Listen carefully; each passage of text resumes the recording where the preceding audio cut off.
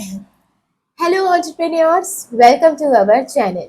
So today we are starting a new series of class 12 Indian Economic Development.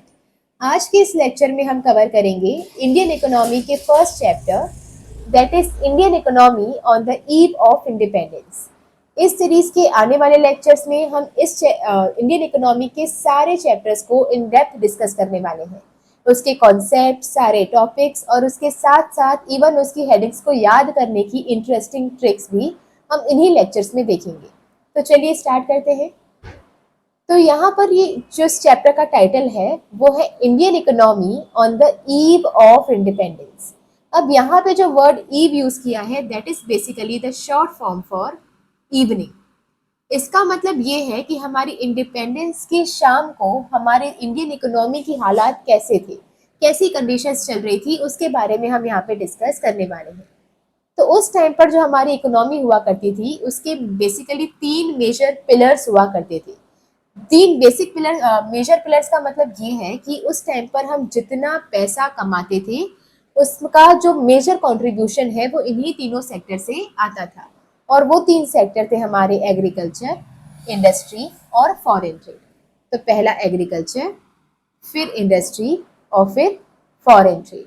तो हम ये cover करेंगे कि कैसे इन तीनों सेक्टर्स की कंडीशंस चेंज हुई है ब्रिटिशर्स के आने के बाद। तो ब्रिटिशर्स के आने के पहले, प्रायर द ब्रिटिश रूल, इसकी कंडीशन कैसी हुआ करती थी, and after the British rule, Britishers के आने के बाद इसकी कंडीशंस में क्या क्या चेंजेस आए। तो सबसे पहले हम डिस्कस करेंगे एग्रीकल्चर के बारे में। तो जब ब्रिटिशर्स हमारी कंट्री में आए नहीं थे उसके पहले खेती जिस गांव में हुआ करती थी वो गांव एक सेल्फ कंटेन्ड विलेज हुआ करता था। सेल्फ कंटेन्ड विलेज का मतलब होता है एक ऐसा विलेज जो अपनी सारी ज़रूरतें की चीज़ें खुद ही अपने विलेज के अंदर ही बनाता है।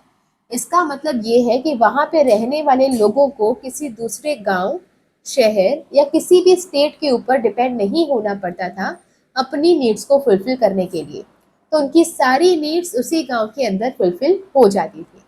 सेकंड, वहाँ पे जो फार्मर्स हुआ करते थे वो जिस ज़मीन पे खेती करते थे वो ज़मीन उनकी खुद की हुआ करती थी। इसका मतलब उनको किसी और की ज़मीन पे खेती नहीं करनी पड़ती थी, खेती करने के लिए उनके पास खुद की एक ज़मीन हुआ करती थी। इंडस्ट्रीज में बेसिकली हमारे पास दो तरह की इंडस्ट्रीज हम देखते हैं। एक इंडस्ट्रीज होती है जो बहुत ही लार्ज स्केल पे काम करती है, जिसके पास बहुत सारी मशीन्स होती हैं, जिसने बहुत सारा इन्वेस्टमेंट किया होता है।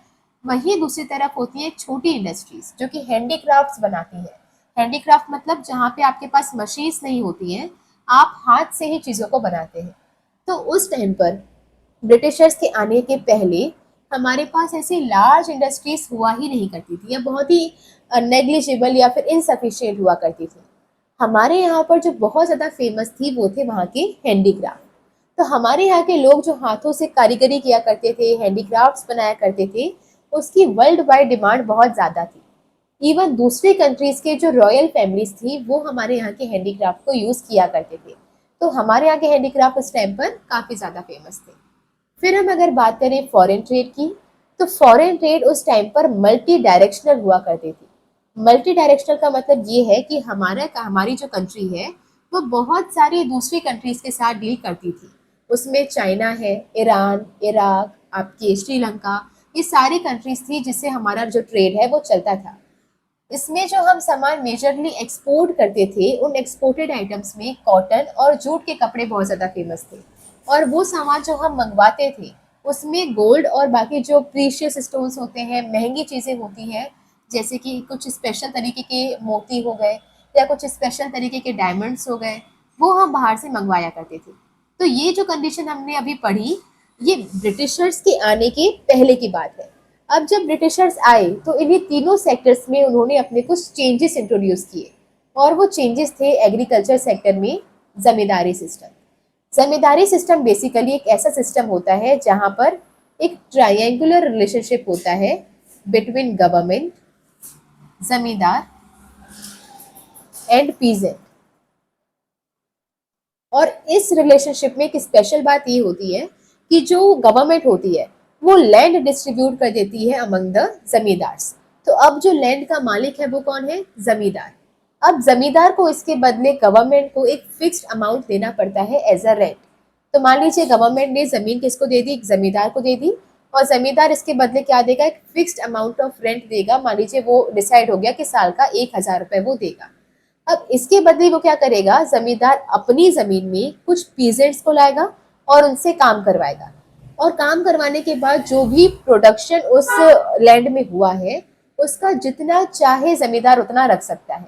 इसका मतलब उसे साल में एक फिक्स्ड रेंट पे करना है गवर्नमेंट को, और उसके बदले वो जितना चाहे उतना अमाउंट एक्सट्रैक्ट कर सकता है फ्रॉम द पीजेंट। तो ये सिस्टम को हम कहते हैं जमींदारी सिस्टम।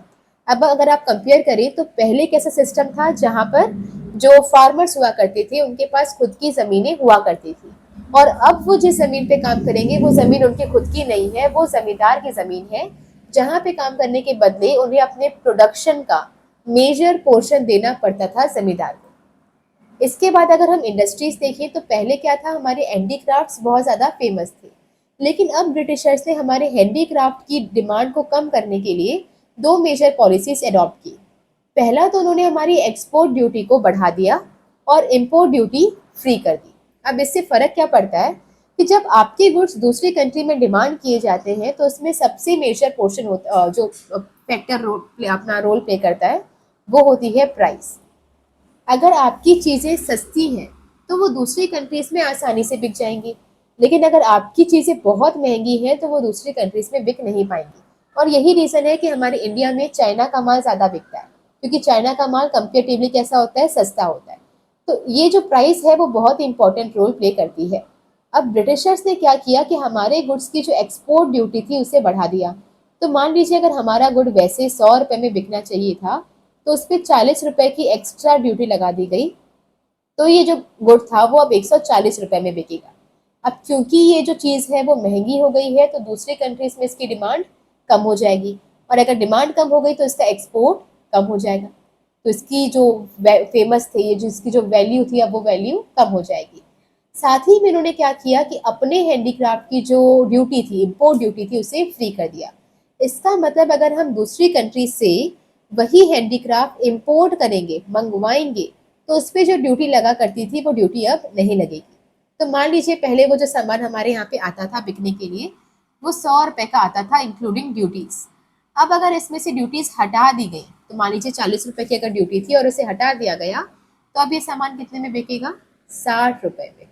इसकी वजह से क्या होगा, हमारे यहाँ पे आने वाले जो हैंडीक्राफ्ट है जो बाहर से आ रहे हैं वो सस्ते हो जाएंगे, तो इनकी जो डिमांड है वो बढ़ जाएगी, और डिमांड बढ़ेंगे तो जो इम्पोर्ट्स है वो इंक्रीज हो जाएंगे। तो ये दिखाता है कि हमारे जो हैंडीक्राफ्ट है वो दूसरी कंट्रीज में जो उनकी पॉपुलैरिटी थी वो कम हो जाएगी, और इवन हमारी कंट्री में भी हमारे हैंडीक्राफ्ट ना खरीद के लोग दूसरों के हैंडीक्राफ्ट ज़्यादा प्रेफर करेंगे, क्योंकि अब वो सस्ते हो गए हैं। तीसरा, अगर हम बात करें फॉरेन ट्रेड का, तो फॉरेन ट्रेड में चेंजेस अब ये आ गए थे कि अब जो फॉरेन ट्रेड था वो यूनी डायरेक्शनल हो गया था। यूनी डायरेक्शनल का मतलब ये है कि पहले हमारी कंट्री का ट्रेड बहुत सारी कंट्रीज के साथ हुआ करता था, जिसमें China, Iran, Iraq, Myanmar, even Sri Lanka, ये सारी कंट्रीज शामिल हुआ करती थी। पर अब क्या हो गया कि अब ये जो हमारा ट्रेड है वो बाकी सारी कंट्रीज के साथ नहीं होगा, अब मेजरली किसके साथ होगा, अब मेजरली ब्रिटेन के साथ होगा। तो 50% से ज़्यादा ट्रेड, मतलब 50% से ज़्यादा हम जो भी इम्पोर्ट कर रहे हैं वो ब्रिटेन से करेंगे, और 50% से ज़्यादा जो भी हम एक्सपोर्ट कर रहे हैं वो ब्रिटेन को करेंगे। तो हमारा जो ट्रेड है वो एक यूनि डायरेक्शनल हो गया था। इसके साथ साथ अब जो हम सामान बेचने लगे थे वो सामान था रॉ मटेरियल, और जो सामान हम खरीदने लगे थे वो सामान था फिनिश गुड। अब यहाँ पे जो ब्रिटिशर्स थे इन्होंने बहुत ज़्यादा चालाकी की थी, और वो क्या करते थे, मान लीजिए हमारा इंडिया है ये,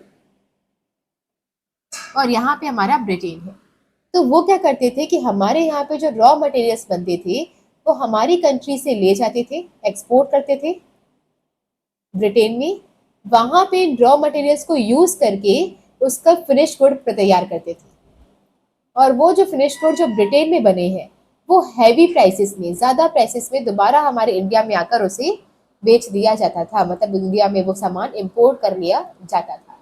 तो जो रॉ मटेरियल्स वो एक्सपोर्ट करके जाते थे वो चीप प्राइस के थे, और जो फिनिश गुड वो हमारे कंट्री में डालते थे या बेचने आते थे वो हैवी प्राइसेस के हुआ करते थे। इसकी वजह से हमारी ज़्यादातर जो वेल्थ है वो ब्रिटेन चले जाती थी, तो हमने जितने पैसे हमारे बनने चाहिए थे वो हमारे नहीं बनेंगे, अब वो ब्रिटेन के बनेंगे। ओके, चलिए, फिर अगर हम आगे बढ़ें तो ये दोनों हमारे पॉइंट्स कवर हो गए कि रॉ मटेरियल्स अब ज़्यादा एक्सपोर्ट होता था और फिनिश प्रोडक्ट इम्पोर्ट होता था। तो ये थे कुछ चेंजेस जो कि तीनों सेक्टर में आए थे। पहला सेक्टर एग्रीकल्चर, दूसरा सेक्टर इंडस्ट्री और तीसरा फॉरेन ट्रेड। नेक्स्ट हम बात करेंगे कि हमारी इंडियन इकोनॉमी के फीचर्स क्या थे on the eve of independence. मतलब आज़ादी की शाम को हमारी इंडियन इकोनॉमी के फीचर्स क्या थे वो हम यहाँ पे डिस्कस करेंगे। तो सबसे पहला जो फीचर है वो है semi feudal economy. Semi feudal का मतलब होता है एक ऐसी इकोनॉमी, अच्छा सेमी का मतलब क्या होता है, हाफ, मतलब हमारी इकोनॉमी के दो पार्ट्स हो गए थे। सेमी फ्यूडल मतलब उसके आधे पार्ट में अभी भी फ्यूडलिज्म चल रहा था और बाकी के आधे पार्ट में अब कैपिटलिज्म आ चुका था। तो हमारी इकोनॉमी कैसी हो गई थी, सेमी फ्यूडलिज्म। तो आधे पार्ट में अभी भी फ्यूडलिज्म है और आधे पार्ट में कैपिटलिज्म है। नाउ द क्वेश्चन अराइजेस कि फ्यूडलिज्म क्या होता है और कैपिटलिज्म क्या होता है। तो बेसिकली अगर आप इसे फार्मर से एग्रीकल्चर के एग्जांपल में समझें तो फ्यूडलिज्म एक ऐसी सोसाइटी होती है या फ्यूडल सोसाइटी एक ऐसी सोसाइटी होती है जहाँ पे फार्मर्स के पास अपनी खुद की जमीन नहीं होती है खेती करने के लिए। तो जो फैक्टर ऑफ प्रोडक्शन है, जो मेजरली लैंड है, वो किसी और का होता था और वो किसी और की जमीन पे काम करते थे और उसके बदले उन्हें अपनी प्रोडक्शन का कुछ पोर्शन देना पड़ता था। जबकि कैपिटलिज्म में सारे factors of production including land, ये सारे फैक्टर्स ऑफ प्रोडक्शन फार्मर से खुद के हाथ में हुआ करते थे। तो वो अपनी खुद की जमीन में खेती करते थे, उनका जो भी प्रोडक्शन होता था वो उनका होता था और उसे बेचकर वो प्रॉफिट अर्न कर सकते थे। तो अब जब आज़ादी हुई थी, जब इंडिपेंडेंस आ गई थी, तो हमने डिक्लेयर कर दिया था कि आज से जिम्मेदारी खत्म है। तो ये डिक्लेरेशन तो हो गया था, बट क्या है उसे ऑन ग्राउंड इम्प्लीमेंट करने में टाइम लगता है। तो कुछ एरियाज में तो फार्मर्स को उनकी खुद की जमीन मिल गई, तो वहां पे क्या हो गया, कैपिटलिज्म। इस एरिया में क्या आ गया, कैपिटलिज्म। लेकिन कुछ जमीन अभी भी ऐसी थी जहाँ पे फार्मर्स को अपनी खुद की जमीन नहीं मिली थी, तो वो अभी भी कहाँ पे काम कर रहे थे, अभी भी वो जमींदार के अंदर काम कर रहे थे। तो ये जो जमीन है वो किस क्या थी, इसमें क्या चल रहा था, फ्यूडलिज्म। इस कंडीशन को हम कहते हैं सेमी फ्यूडल इकोनॉमी। नेक्स्ट हमारा फीचर है हैवी डिपेंडेंस ऑन इम्पोर्ट्स। तो हमारी कंट्री में जो भी चीज़ें प्रोड्यूस होती थी वो बहुत ही इनसफिशिएंट हुआ करती थी। तो हमें अपनी ज़रूरतों का सामान बाहर से इंपोर्ट करना पड़ता था और ये इवन इंपोर्ट इतना ज़्यादा हो चुका था कि हम पूरी तरह से उस पर डिपेंड हो चुके थे कि अगर वहाँ से सामान आएगा तो ही हमारे यहाँ का काम बनेगा, वहाँ से सामान नहीं आएगा तो हम उसे प्रोड्यूस नहीं कर पाएंगे। और इन जो इम्पोर्ट्स होते थे वो उसमें मेजर थे हमारे डिफेंस इक्विपमेंट। और ये डिफेंस इक्विपमेंट अगर आप बाहर से इंपोर्ट कर रहे हो तो ये बहुत ही खतरनाक बात हो सकती है। अगर आप एज्यूम करें कि आज़ादी के टाइम पे हमारे नेबर्स को ज़्यादा अच्छे नहीं हुआ करते थे। एक तरफ पाकिस्तान था, दूसरी तरफ ईस्ट पाकिस्तान था जो आज बांग्लादेश है। इसके अलावा चाइना के साथ भी हमारे बहुत अच्छे रिलेशन नहीं हुआ करते थे। तो इस कंडीशन में अगर कोई भी कंट्री हमारे खिलाफ वॉर डिक्लेयर कर देती है तो उस वॉर में लड़ने के लिए हमें जो भी इक्विपमेंट चाहिए वो हमारी कंट्री बना ही नहीं सकती। तो वो हमें कहाँ से लाने पड़ेंगे, दूसरी कंट्री से। और ऐसे हालात में अगर दूसरी कंट्रीज ने हमें वो इक्विपमेंट देने से मना कर दिया तो हम ये वॉर में हार भी सकते हैं। तो ये कंडीशंस बहुत बुरी हो जाती हैं जब आप डिफेंस इक्विपमेंट किसी और कंट्री से मंगवाते हो। इसके साथ साथ मशीन्स, मशीन्स हमारी कंट्री में नहीं बनती थी। हमारे यहाँ पर मशीन्स बाहर से लाई जाती थी और फिर उन मशीन्स को यूज़ करके हमारे यहाँ पे बाकी जो सामान है, कंज्यूमर गुड्स है, उन्हें बनाया जाता था। तो ये जो मशीन्स है वो हमारे यहाँ पे नहीं बनती थी। इसके अलावा फूड ग्रेन्स, अब ये फूड ग्रेन्स कैसे हमारे लिए प्रॉब्लम क्रिएट करते हैं ये आप आगे सेकेंड और थर्ड चैप्टर में पढ़ेंगे। तो यहाँ पे बेसिकली क्या था कि हम फूड ग्रेन्स परचेज करने के लिए यूएसए पर डिपेंड हुआ करते थे। ऑल्दो हमारी एग्रीकल्चर का मेजर रोल था, लेकिन एग्रीकल्चर का जो प्रोडक्शन है, प्रोडक्टिविटी है, वो बहुत ही कम हुआ करती थी और इतनी ज़्यादा पॉपुलेशन को सर्व करने के लिए हमें बहुत ज़्यादा प्रोडक्शन चाहिए होता था। तो हम बाकी का फूड ग्रेन कहाँ से मंगवाते थे, यूएसए से। अब ये प्रॉब्लम का क्यों क्रिएट करता है, क्योंकि जब हमारे इंडिया और पाकिस्तान का वॉर चल रहा था तो उस टाइम पर जो यूएसए है वो पाकिस्तान को सपोर्ट किया करता था। तो इस कंडीशन में उनका हमारी तरफ प्रेशर आता है, वो हमें प्रेशराइज करते हैं कि अगर आपने इस वॉर में सरेंडर नहीं किया या आपने ये वॉर अभी ही रोकी नहीं तो हम आपको जो फूड ग्रेन्स है उसकी सप्लाई बंद कर देंगे। तो ये जो कंडीशंस है वो भी हमारे लिए बहुत ज़्यादा प्रॉब्लमेटिक हो सकती है अगर हम इवन अनाज के लिए, फूड ग्रेन्स के लिए भी दूसरी कंट्रीज पे डिपेंड होते हैं। फिर तीसरा आपका फीचर आता है ब्लीक इंडस्ट्रियलाइजेशन। ब्लीक इंडस्ट्रियलाइजेशन का मतलब है कि उस टाइम पे हमारे यहाँ पे इंडस्ट्रीज का ग्रोथ और डेवलपमेंट बहुत ही नेग्लिजिबल था, बहुत ही कम था। अभी हम पहले ही डिस्कस कर चुके हैं कि जो इंडस्ट्रीज होती है वो दो तरह की होती हैं। एक होती है लार्ज इंडस्ट्रीज, जो बहुत सारी मशीन्स लगाती है, जहाँ पे प्रोडक्शन बहुत ज़्यादा होता है। वैसी इंडस्ट्रीज हमारे यहाँ पे काफ़ी ज़्यादा इनसफिशियंट थी। ऐसी इंडस्ट्रीज को हम मॉडर्न इंडस्ट्रीज कहते हैं, जो हमारे यहाँ पे बहुत ज़्यादा इनसफिशियंट थी। और जो हैंडीक्राफ्ट हमारे यहाँ पे बहुत फेमस थे भी, वो भी ब्रिटिश की पॉलिसीज़ की वजह से अब डिके हो चुके थे। तो उनकी डिमांड भी खत्म हो गई थी, मॉडर्न इंडस्ट्रीज भी नहीं आई थी। तो हमारे यहाँ पे ओवरऑल जो इंडस्ट्रियल सेक्टर था वो बहुत ज़्यादा डाउनफॉल फेस कर रहा था। अच्छा, यहाँ पे आप समझिए कि जो मॉडर्न मॉडर्न इंडस्ट्रीज मतलब कैपिटल गुड्स की इंडस्ट्रीज हमारे यहाँ पे नहीं थी। अब कैपिटल गुड्स क्या होते हैं? एक गुड्स होते हैं कंज्यूमर गुड्स और एक होते हैं कैपिटल गुड्स। इनका डिफरेंस आप मैक्रो में भी पढ़ेंगे। कंज्यूमर गुड्स वो होते हैं जो डायरेक्टली कंज्यूमर डिमांड करता है और उसे वो यूज करता है अपनी वांट के डायरेक्ट सेटिस्फेक्शन के लिए। ऑन द कॉन्ट्रेरी जो आपकी कैपिटल गुड्स होते हैं वो ऐसे गुड्स होते हैं जो कंज्यूमर गुड्स को बनाने में काम आते हैं। जैसे कि अगर हम बात करें जूस, तो जूस क्या है? कंज्यूमर की वांट्स को डायरेक्टली सेटिस्फाई करेगा, तो वो क्या हो जाएगा? Consumer good. लेकिन उस जूस को बनाने के लिए हमें जूसर चाहिए, मिक्सर चाहिए, तो वो मशीन क्या हो जाएगी? Capital good. वैसे ही केक क्या हो जाएगा? Consumer good. लेकिन केक को बनाने के लिए जो हमें माइक्रोवेव चाहिए, ओवन चाहिए, वो क्या हो जाएगा? Capital goods. वैसे ही अब अगर हम, ये तो हमने बहुत छोटे लेवल पे बात की, लेकिन अगर आप बड़ी बड़ी इंडस्ट्रीज की बात करेंगे, जैसे जो हम कपड़े पहनते हैं, ये क्या है? Consumer goods. लेकिन ये कपड़े भी किसी फैक्ट्री में बनाए जाते होंगे और उस फैक्ट्री में जो मशीन्स लगी है वो मशीन्स क्या हो जाएगी? Capital goods. और वो जो मशीन्स है वो भी किसी और दूसरी फैक्ट्री में बनी होंगी ना। अगर मान लीजिए ये जो शर्ट है वो किसी फैक्ट्री में बनी जहाँ पे वो मशीन रखी हुई थी कपड़े बनाने वाली, तो वो जो मशीन है वो भी किसी दूसरी फैक्ट्री में बनी होगी। तो वो जो फैक्ट्री है उसे हम कहेंगे कैपिटल फैक्ट्री या कैपिटल गुड्स इंडस्ट्री, जो कि कैपिटल गुड्स बनाती है। समझ आ रही है? तो वो इंडस्ट्री जो मशीन्स बनाती हैं उसे हम कहते हैं कैपिटल गुड्स इंडस्ट्री, और वो जो मशीन्स होती हैं उसे हम कहते हैं कैपिटल गुड्स। चलिए नेक्स्ट, तीसरा या चौथा हमारा फैक्टर है, फीचर है, वो है स्टेगनेंट इकोनॉमी। स्टेगनेंट इकोनॉमी का मतलब होता है ऐसी इकोनॉमी जो रुक गई है, जो ग्रो नहीं कर रही है, जो डेवलप नहीं कर पा रही है, एक ही जगह पे रुक गई है, उसे हम कहते हैं स्टेगनेंट इकोनॉमी। और ये हमें पता कैसे चलता है? क्योंकि हमारी जो नेशनल इनकम है, जो उस टाइम पे उसका ग्रोथ मेजर किया गया, तो हमें पता चला कि हर साल हमारी नेशनल इनकम सिर्फ 2% से ग्रो कर रही है, जबकि हमारी जो पर कैपिटा इनकम है वो इससे भी कम 0.5% से ग्रो कर रही है। तो जो आपकी नेशनल इनकम है वो सिर्फ 2% से और पर कैपिटा इनकम 0.5% से। इसका मतलब क्या है कि अगर पिछले साल पूरे नेशन की इनकम अगर 100 रुपए थी, तो इस साल कितनी होगी? 102 रुपए। और पर कैपिटा में मतलब अगर पिछले साल एक इंसान की, मतलब सिर्फ मेरी इनकम अगर 100 रुपए थी, तो इस साल वो कितनी होगी? 100.5 रुपए। तो ये कंडीशन थी हमारी इकोनॉमी की कि वो रुक गई थी, इसका जो ग्रोथ हो रहा था वो बिल्कुल ना के बराबर हो रहा था। ठीक है। अच्छा, फिर ये क्वेश्चन आता है कि ये जो आपकी इकोनॉमी का ग्रोथ रेट था, इसे निकाला किसने? ये नेशनल इनकम और पर कैपिटा इनकम का 2%, 0.5%, इसे किसी ने तो निकाला होगा। तो क्या ये ब्रिटिशर्स ने निकाला था? तो नो, ब्रिटिशर्स के पास इतना टाइम ही नहीं था कि वो हमारी ग्रोथ के ऊपर ध्यान दे पाए। तो उस टाइम पे हमारे कुछ इंडियन इकोनॉमिस्ट थे जिन्होंने अपने लेवल पर ये जो नेशनल इनकम की कैलकुलेशन थी वो की थी, और उसमें जो इनका कंट्रीब्यूशन सबसे ज़्यादा था वो थे दादा भाई नौरोजी, VKRV राव, RC देसाई। तो ये 3 नाम तो आपको याद रखने ही है। इसके अलावा फिर विलियम डिग्बी और फिनले श्रीनेस, तो ये भी है जिन्होंने इसमें कंट्रीब्यूशन दिया था।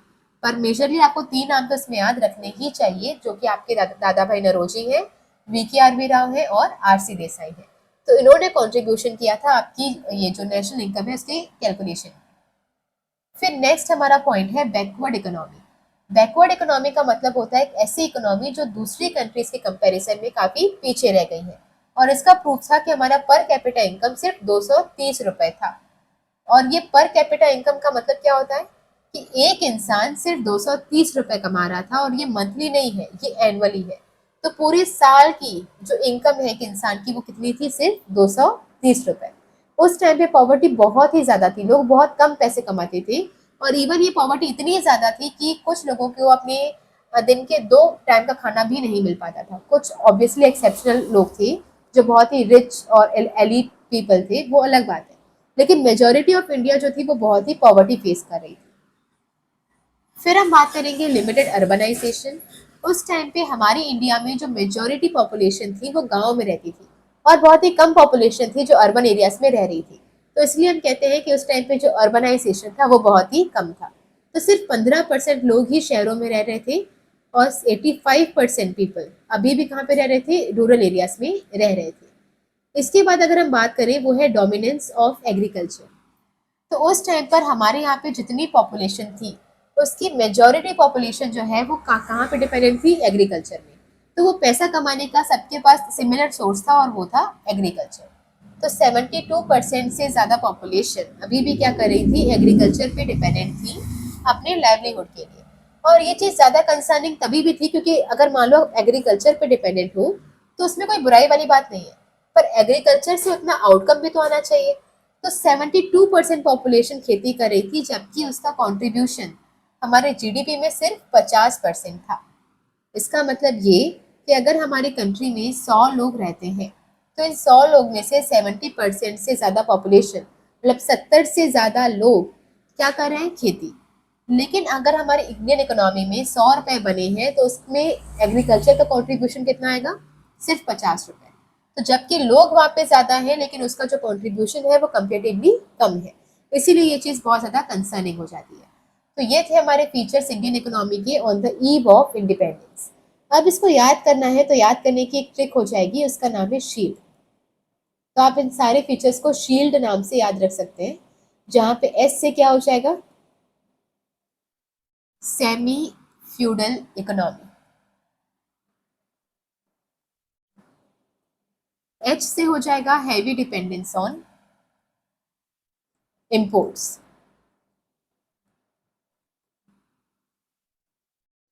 आई से हो जाएगा इंडस्ट्रियलाइजेशन। इंडस्ट्रियलाइजेशन मतलब ब्लीक ग्रोथ ऑफ इंडस्ट्रियलाइजेशन। फिर ई से हो जाएगा इकोनॉमी, और इकोनॉमी से फिर आपको याद रखनी पड़ेगी दो तरह की इकोनॉमी, एक हो जाएगी स्टैग्नेंट इकोनॉमी, स्टैग्नेंट इकोनॉमी, और दूसरी बैकवर्ड इकोनॉमी। फिर एल से हो जाएगा लिमिटेड अर्बनाइजेशन।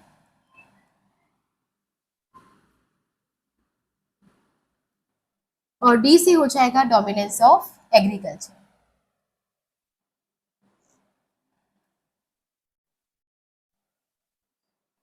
तो ये थी हमारी कंडीशंस इंडियन इकोनॉमी की on the eve of independence, मतलब आजादी के टाइम पर। नेक्स्ट हम डिस्कस करेंगे features of Indian agriculture on the eve of independence. अब हमने क्या देखा कि इंडियन इकोनॉमी के 3 मेजर पिलर्स थे, एग्रीकल्चर, इंडस्ट्री और फॉरेन ट्रेड। तो तीनों के फीचर्स हम सेपरेटली भी डिस्कस करेंगे कि एग्रीकल्चर की क्या कंडीशंस थी, फिर इंडस्ट्रीज की क्या कंडीशंस थी, और फिर फॉरेन ट्रेड की। तो सबसे पहले हम देखते हैं एग्रीकल्चर की कंडीशंस। सबसे पहला पॉइंट है सबसिस्टेंस आउटलुक। उस टाइम पर जो फार्मर्स थे उनका आउटलुक कैसा था, सबसिस्टेंस। इसका मतलब ये है कि जो फार्मर्स प्रोडक्शन किया करते थे वो बहुत ही मिनिमम प्रोडक्शन किया करते थे। इसका मतलब वो उतना ही अनाज उगा पाते थे जितना उनकी फैमिली की रिक्वायरमेंट के लिए ज़रूरी है, मतलब जितना उनकी फैमिली के सर्वाइवल के लिए ज़रूरी है। उनके पास कुछ एक्स्ट्रा सरप्लस बचता ही नहीं था जिससे वो मार्केट में बेचकर कुछ एक्स्ट्रा पैसा कमा पाए। तो उस टाइम पर उनका जो प्रोडक्शन था वो बहुत ही कम हुआ करता था। तो मान लीजिए से एग्जाम्पल कि अगर उन्हें अपने साल का जो उनकी फैमिली की नीड्स थी, अगर वो 60 kg वीट थी तो उनके खेत पर अप्रोक्सीमेटली 60, 65, 70 kg ही प्रोड्यूस हो पाता था। उससे ज़्यादा वो प्रोड्यूस कर ही नहीं पाते थे। ठीक है, जिसकी वजह से क्या होता था कि उनके पास जो एग्रीकल्चर था वो सिर्फ एक सब्सिस्टेंस का सोर्स बन गया था, सर्वाइवल का सोर्स बन गया था रेदर देन प्रॉफिट मेकिंग। ठीक है, तो वो प्रॉफिट ज़्यादा उससे कमा नहीं पाते थे। फिर है पोस्ट कमर्शियलाइजेशन ऑफ एग्रीकल्चर। उस टाइम पर जो ब्रिटिशर्स हुआ करते थे वो फार्मर्स को फोर्स क्या करते थे, कमर्शियलाइज होने के लिए। कमर्शियलाइज होने का मतलब क्या होता है कि पहले के टाइम पे जो फार्मर्स हुआ करते थे वो फूड ग्रेन्स उगाया करते थे। फूड ग्रेन्स मतलब अनाज, वीट हो गया, राइस हो गया, बार्ली, मेज एक्सेट्रा। लेकिन उनको ब्रिटिशर्स ने फोर्स किया कि अब से आप फूड ग्रेन्स नहीं उगाएंगे और उसकी जगह पे आप कैश क्रॉप्स उगाएंगे। कैश क्रॉप्स बेसिकली ऐसी क्रॉप्स होती है जिसे हम पैसा कमाने के लिए उगाते हैं, जिसे हम कंजम्पशन के लिए नहीं उगाते। आप उसे खा तो सकते हैं, कुछ कैश क्रॉप्स खाने लायक होती हैं, लेकिन आप उसे पेट भरने के लिए नहीं खा सकते। मतलब वो फूड ग्रेन्स नहीं है। जैसे कि टी खा सकते, मतलब पी सकते हैं आप उसे, लेकिन उससे पेट भरने के लिए नहीं पी सकते। वैसे ही कॉफ़ी, इसके अलावा शुगर केन, इसके अलावा कुछ चीज़ें जो आप नहीं खा सकते जैसे कॉटन, ये सारी चीज़ें होती हैं कैश क्रॉप्स, जिसे उगाने के लिए उन्हें फोर्स किया जाता था। और इसी कैश क्रॉप्स में जो मेजर था, जो कि पर्टिकुलरली उन्हें फोर्स किया जाता था, वो था इंडिगो। इंडिगो बेसिकली एक तरीके का फ्लावर होता है, यहाँ पर पिक्चर दी हुई है, ऐसा एक फ्लावर होता है नीले कलर का, जिसको क्रश करके इससे डाई बनाई जाती है। तो उस टाइम पे क्या था, ब्रिटेन में बहुत सारी इंडस्ट्रीज ओपन हुई थी, टेक्सटाइल इंडस्ट्रीज, जिस जहाँ पे टेक्सटाइल्स को कलर करने के लिए उन्हें किसी डाई की जरूरत थी, और उसी डाई की वजह से वो हमारे यहाँ पे इंडिगो को उगवाना चाहते थे। अब इससे प्रॉब्लम क्या होती है कि जब फार्मर्स फूड ग्रेन्स उगाते थे, जब फार्मर्स फूड ग्रेन्स उगाया करते थे, तो उस टाइम पे क्या होता था, अगर ये फूड ग्रेन्स मार्केट में नहीं बिक पाया, तो एटलीस्ट आप इस फूड ग्रेन्स को कंज्यूम कर सकते हो, आप इसे खा सकते हो, तो ये वेस्ट नहीं जाएगा। तो अगर ये नहीं भी बिक पाया तो आप इसको खा सकते हो फैमिली में, तो फैमिली की नीड्स पूरी हो जाएंगी। लेकिन इंडिगो अगर आप उगा रहे हो तो इसे बेचना कंपलसरी हो जाता था। किसी साल अगर इंडिगो बिक नहीं पा रहा है या इसके फेयर प्राइसेस नहीं मिल रहे हैं, तो उस टाइम पे क्या होता था कि जो इंडिगो है हम उसे खा तो सकते नहीं है, तो हमें उसे कम प्राइसेस में ही बेचना पड़ता था, ताकि हम मार्केट से जाके फूड ग्रेन्स खरीद पाए। क्योंकि इस साल आपने इंडिगो उगाया है, फूड ग्रेन्स नहीं उगाए, तो अब फूड ग्रेन्स आपको मार्केट से खरीदना पड़ेगा, उसके लिए पैसा चाहिए, और पैसा चाहिए तो हमें इंडिगो को मार्केट में बेचना ही पड़ेगा। तो हम उसे कम प्राइसेस मिल रहे हैं तो भी हमें मार्केट में उसे बेचना पड़ेगा। तो इसकी वजह से हमें मार्केट की अनसर्टेनिटीज फेस करनी पड़ती थी फार्मर्स को। फिर आता है exploitative land settlement system. Exploitative land settlement system का मतलब ये है कि जो ब्रिटिशर्स ने लैंड के सेटलमेंट का सिस्टम बनाया था, उससे फार्मर्स का बहुत ज़्यादा एक्सप्लॉयटेशन हो रहा था। और वो सिस्टम क्या था, तो वो हमने अभी भी पढ़ा है, वो एक ट्रायंगुलर रिलेशनशिप था बिटवीन गवर्नमेंट, जमींदार और पीजेंट। इस रिलेशनशिप में एक तरफ हमारी गवर्नमेंट थी, एक तरफ हमारे जमींदार थे, और एक तरफ पीजेंट थे। यहाँ पे जमींदार को एक फिक्स्ड अमाउंट ऑफ रेंट पे करना पड़ता था टू द गवर्नमेंट, और उसके बदले वो जितना चाहे उतना एक्सट्रैक्ट कर सकता था फ्रॉम द पीजेंट। तो इस सिस्टम को हम कहते हैं एक्सप्लॉयटेटिव लैंड सेटलमेंट सिस्टम, या फिर जमींदारी सिस्टम। फिर हम बात करते हैं लो प्रोडक्शन एंड प्रोडक्टिविटी। तो प्रोडक्शन और प्रोडक्टिविटी में फ़र्क है। प्रोडक्शन का मतलब होता है कि पूरी कंट्री का जितना आउटपुट बना है वो उस कंट्री का प्रोडक्शन है, लेकिन उस कंट्री में जो एक छोटे से ज़मीन पर, मतलब 1 हेक्टेयर लैंड पे जितना प्रोडक्शन हुआ है, वो उसकी प्रोडक्टिविटी होती है। तो मान लीजिए पूरे देश का जो प्रोडक्शन है वो 100 kg हुआ है, तो ये 100 kg क्या हो जाएगा, उसका प्रोडक्शन। तो पूरी कंट्री का जो आउटपुट अगर 100 kg है, तो ये उसका प्रोडक्शन होगा। लेकिन वहीं अगर 1 हेक्टेयर लैंड पे 10 kg प्रोड्यूस हुआ है, तो ये 10 kg क्या हो जाएगा, प्रोडक्टिविटी। तो समझ आ रही है, प्रोडक्शन पूरे कंट्री का आउटपुट है और प्रोडक्टिविटी 1 हेक्टेयर लैंड का। और उस टाइम पर ये दोनों ही बहुत ही कम हुआ करते थे, तो दोनों का ही जो मतलब प्रोडक्शन प्रोडक्टिविटी दोनों ही बहुत लो हुआ करते थे। नेक्स्ट इसका फीचर है लैक ऑफ इन्वेस्टमेंट। तो उस टाइम पर एग्रीकल्चर लैंड पे जो इन्वेस्टमेंट किया जाता था वो बहुत ही कम हुआ करता था। और ये कम क्यों हुआ करता था, इसका भी रीजन है जमींदारी सिस्टम। तो क्योंकि हमने देखा कि जमींदारी सिस्टम में एक तरफ हमारी गवर्नमेंट है, एक तरफ हमारे जमींदार है, एक तरफ हमारे पीजेंट है। क्या आपको लगता है कि कभी भी गवर्नमेंट अपने इस लैंड पर इन्वेस्टमेंट करती होगी? कभी नहीं, क्योंकि उनको बैठे बैठे साल में एक फिक्स्ड रेंट मिल रहा है, तो उनको कभी भी इन्वेस्टमेंट करने की जरूरत लगती ही नहीं थी।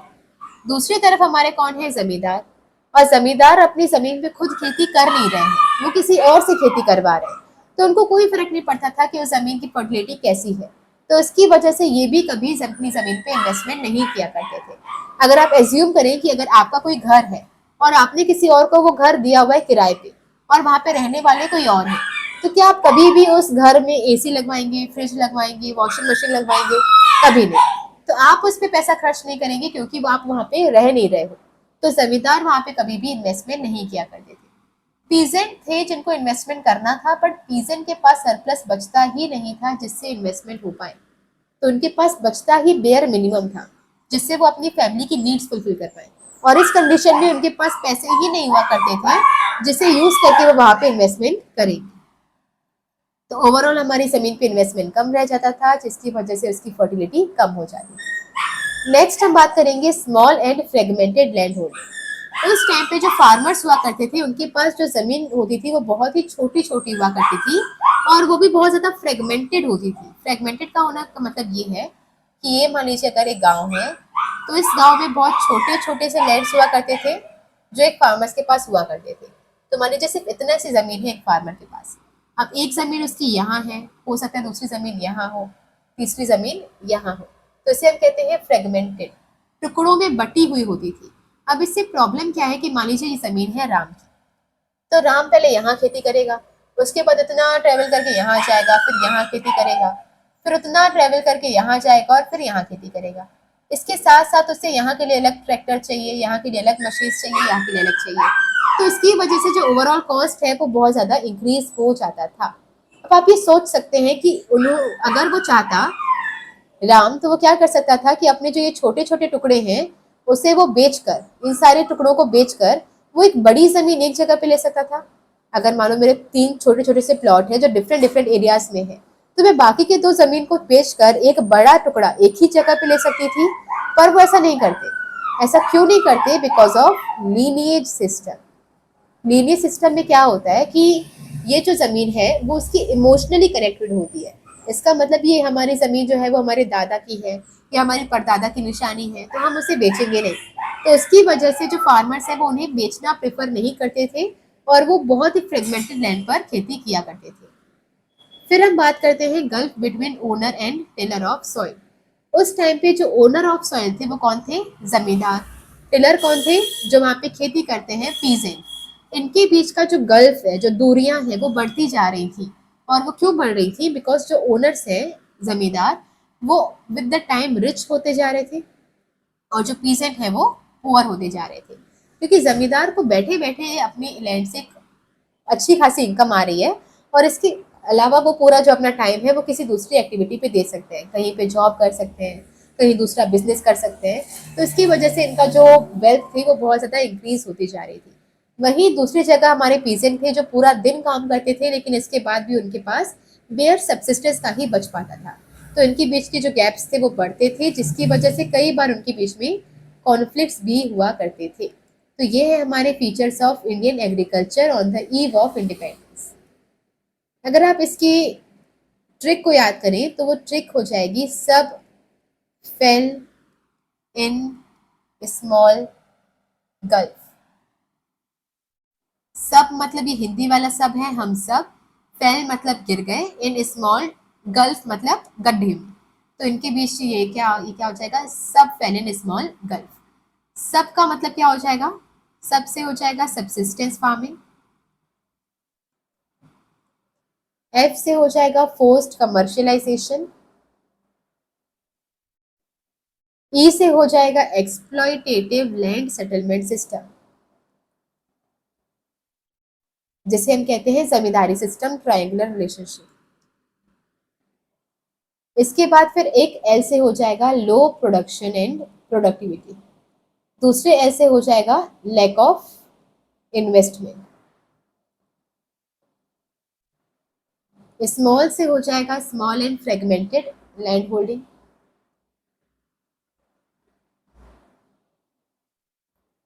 इसके बाद है गल्फ, तो gulf between owner and tiller of soil. Okay, तो ये आपके हो जाएंगे features of Indian agriculture on the eve of independence. तो नेक्स्ट हम डिस्कस, अच्छा यहाँ पे एक और बात डिस्कस करने वाली है कि एग्रीकल्चर की हालत इतनी खराब होने की वजह से हमें कुछ और भी प्रॉब्लम फेस करनी पड़ी और वो प्रॉब्लम थी फेमाइंस की। तो उस टाइम पे फेमाइंस बहुत लगातार आया करते थे, बहुत फ्रीक्वेंटली आया करते थे।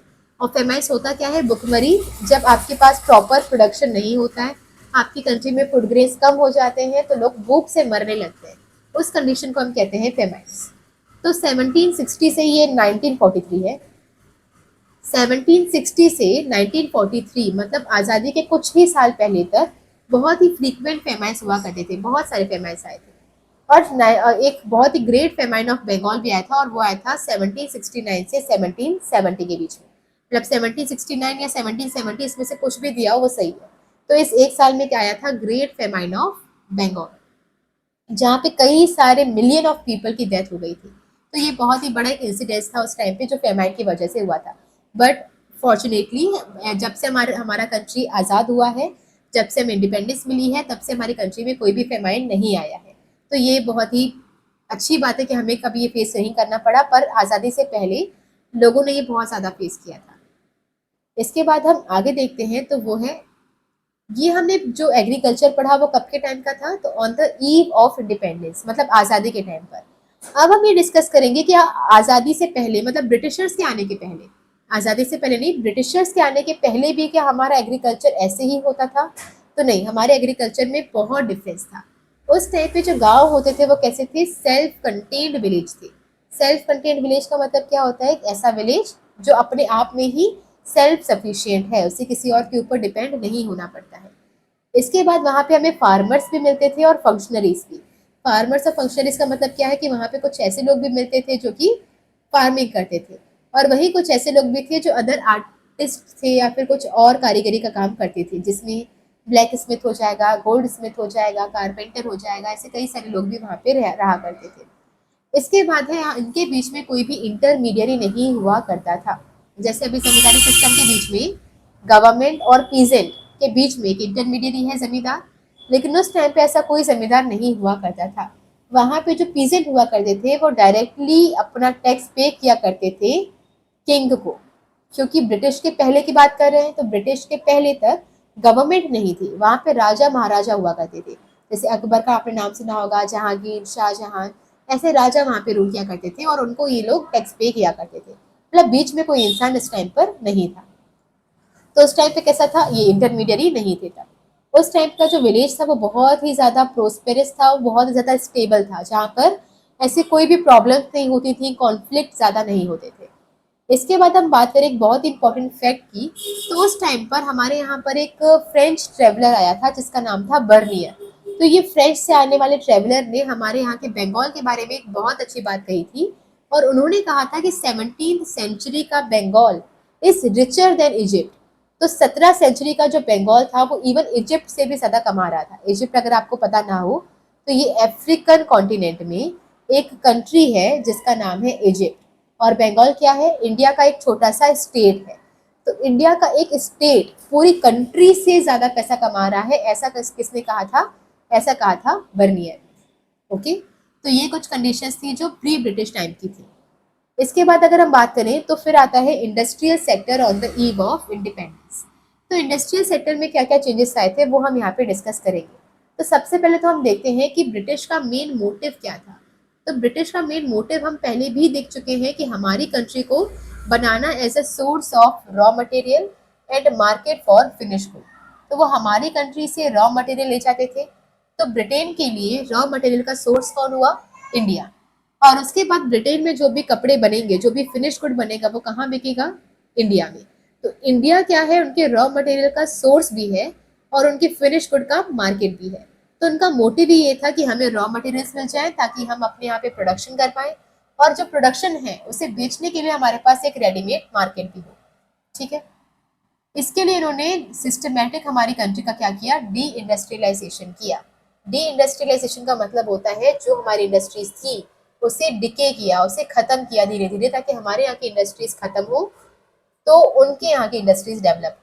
अब हमने पहले भी कई बार ये देख चुके हैं कि जो इंडस्ट्रीज होती हैं वो दो तरह की होती हैं, एक लार्ज एक स्मॉल। तो अब एक एक करके देखते हैं कि जो स्मॉल थी उसमें क्या चेंजेस आए और फिर लार्ज में। तो जो स्मॉल थी हैंडीक्राफ्ट वाली इंडस्ट्री, उनका डिके हो गया। और डिके क्यों हुआ, तो उसके पीछे 5 मेजर रीजंस थे। पहला रीजन था उनका discriminatory tariff policy. Discriminatory tariff policy का मतलब ये है कि उन्होंने क्या किया था, उन्होंने एक्सपोर्ट की ड्यूटी इंक्रीज कर दी थी, इम्पोर्ट ड्यूटी फ्री कर दी थी। ये हमारे हैंडीक्राफ्ट के लिए था, है ना। तो उन्होंने एक्सपोर्ट की ड्यूटी बढ़ा दी थी, इम्पोर्ट की ड्यूटी फ्री कर दी थी, तो हमारे गुड्स वहाँ पे जाके महंगे बिक रहे थे और उनके गुड्स हमारे यहाँ पे सस्ते बिक रहे थे। तो हमारी डिमांड दूसरी कंट्रीज में खत्म हो गई और उनकी डिमांड हमारी कंट्री में इंक्रीज हो गई। फिर वो आता है डिसअपियरेंस ऑफ प्रिंसली कोर्ट। तो ब्रिटिशर्स के आने के पहले हमारी कंट्री में राजा महाराजाओं के दरबार हुआ करते थे। तो वो लोग क्या करते थे कि वो लोग आर्टिसन को कुछ पैट्रोनाइजेशन दिया करते थे। इसका मतलब क्या होता है कि अगर उनके स्टेट में, मान लो अगर अकबर का दरबार है, महाराजा अकबर का दरबार है, तो उनके स्टेट में बहुत सारे आर्टिसन हुआ करते होंगे। तो वो आर्टिसन क्या करते थे, अपना कोई भी आर्ट का पीस उनके सामने प्रेजेंट करते थे। अगर वो प्रेजेंट इनको बहुत अच्छा लगा, तो वो उनको बहुत ज़्यादा पैट्रोनाइज किया करते थे। गोल्ड की अशर्फियाँ देना, या फिर मोतियाँ दान में दे देना, या उनको बहुत सारे गोल्ड कॉइन्स देना। तो ऐसे वो उनको बहुत ज़्यादा प्रमोट किया करते थे उनके काम को। इससे क्या होता था, जो आर्टिसंस होते थे उन्हें मोटिवेशन मिलता था और ज़्यादा आर्ट को डेवलप करने का। लेकिन फिर क्या हुआ, जब से ये प्रिंसली कोर्ट हट गए और अब कौन आ गया, ब्रिटिशर्स। तो ब्रिटिशर्स उन्हें पेट्रोनाइज नहीं किया करते थे, उन्हें ऐसे कोई शौक नहीं थे कि वो बहुत कुछ आर्ट वगैरह देखें और उन्हें फिर पेट्रोनाइजेशन दिए, तो वो ये सब नहीं किया करते थे। तो इसकी वजह से हमारे यहाँ का जो आर्ट था वो धीरे धीरे डिक्लाइन होने लग गया। फिर हम बात करते हैं competition from the machine made goods. अब हमारे यहाँ पे जो गुड्स बनते थे वो हैंडीक्राफ्ट से, हाथ से बनाए जाते थे, जबकि वहाँ पे जो गुड्स बनते थे वो मशीन से बनाए जाते थे। अब मशीन के बने हुए गुड्स में तीन स्पेशलिटी होती है, तीन बेसिक स्पेशलिटी होती है। वो है टाइम, जल्दी बन जाते हैं। दूसरा कॉस्ट, पर यूनिट कॉस्ट जो है वो कम लगती है। और तीसरा स्टैंडर्ड क्वालिटी मेंटेन होती है। अब मैं क्या है कि अगर मैं हाथ से कोई चीज़ बना रही हूँ, तो सुबह अगर मैं फ्रेश माइंड से बैठी हूँ तो बहुत अच्छा बनाऊंगी। शाम होते होते मैं थक जाऊंगी, तो फिर वही काम अब मैं थोड़ा सा कम क्वालिटी के साथ करूंगी। लेकिन मशीन पूरा ही टाइम एक ही तरह की क्वालिटी के साथ सामान बनाती है, तो उनकी क्वालिटी चेंज नहीं होती है, वो सेम तरीके का सामान बनाती है। तो इन्हीं तीन रीज़न की वजह से जो हमारे गुड्स थे वो मशीन के गुड्स से कंपटीशन फेस नहीं कर पाए, और उन्हें प्रॉब्लम फेस करनी पड़ी, या वो गुड्स जो थे वो डिमांड से हट गए थे। फिर आता है न्यू पैटर्न ऑफ डिमांड। अब क्या हो रहा था कि हमारी कंट्री में एक अलग तरीके के गुड्स की डिमांड आ रही थी, और वो गुड्स कहाँ बनते थे, ब्रिटेन में। तो जब हमने देखा कि जो ब्रिटिश पीपल हैं वो यहाँ पे कुछ अलग तरीके से कपड़े पहन रहे हैं, मतलब वो सूट पैंट टाई लगा रहे हैं, हैट लगा रहे हैं। इसके अलावा जो विमेन है वो कुछ गाउन्स टाइप के पहन रही है, इवनिंग गाउन्स, हैट लगा रही हैं, ग्लव्स पहन रही हैं। तो हमारे यहाँ पे भी वैसे ही डिमांड कुछ क्रिएट होने लगी। और जब वैसी ही डिमांड क्रिएट होने लगी तो क्या होगा, हम लोग उनके सामान को परचेज करेंगे, हमारे सामान को नहीं। जैसे हमारे यहाँ पे अभी जो ट्रेंड सेट होता है वो कौन करता है, हमारे यहाँ के सेलिब्रिटीज। तो जैसे कुछ किसी एक्टर ने या किसी एक्ट्रेस ने कुछ पर्टिकुलर तरह की ड्रेस पहनी है, या कुछ पर्टिकुलर तरह की हेयर स्टाइल बनाई है, तो हम भी उसे कॉपी करते हैं। तो उस टाइम पे हमारे लिए जो बड़े लोग थे, जो सेलिब्रिटीज थे, वो कौन थे, ब्रिटेन थे, ब्रिटिश पीपल थे। तो हम उन्हें कॉपी करने लगे और हमारी जो डिमांड है वो बदलने लगी। तो हमारे यहाँ के गुड्स अब नहीं बिक रहे थे, उनके बने हुए गुड्स ज़्यादा बिक रहे थे। फिर है इंट्रोडक्शन ऑफ रेलवेज। अब ये 4 पॉइंट से ऑलरेडी हमारी हालत खराब हो चुकी थी। जो थोड़ी बहुत बची कुची हालत थी वो हमारे रेलवेज ने बिगाड़ दी। अब प्रॉब्लम क्या होती है, रेलवे से क्या प्रॉब्लम हुई कि पहले क्या था, मान लीजिए हमारा इंडिया है और यहाँ पर हमारा ब्रिटेन है। तो पहले अगर ब्रिटेन की कोई भी बनी हुई चीज़ हमारे इंडिया में आती है, तो समुद्र के थ्रू आएगी, ओशन के थ्रू आएगी, और ये यहाँ के पोर्ट पे उसे उतारा जाएगा। अब पोर्ट से, क्योंकि तब पहले रेलवेज नहीं हुआ करते थे, तो ये सामान सिर्फ आसपास के कुछ ही जगह पर ये बेचा जाता था। लेकिन अब क्योंकि रेलवेज आ गए थे, तो ये जो सामान है वो रेलवेज के थ्रू कंट्री के इंटीरियर्स में भी बिकने लगा। तो वहां पर कम से कम जो पहले हैंडीक्राफ्ट खरीदे जा रहे थे इंडिया के, क्योंकि वहां पे ब्रिटिश के गुड पहुंच नहीं रहे थे, तो वो हैंडीक्राफ्ट जो यहाँ पे बेचे जा रहे थे वो भी यहाँ पर बिकना बंद हो गए। अब यहाँ पे भी क्या बिकेंगे, ब्रिटेन के बनाए हुए गुड्स। दोनों प्रॉब्लम को डिस्कस कर लेते हैं, एक तो ये प्रॉब्लम, और दूसरी क्या होती है, वही अगेन ये हमारा इंडिया है और ये ब्रिटेन है।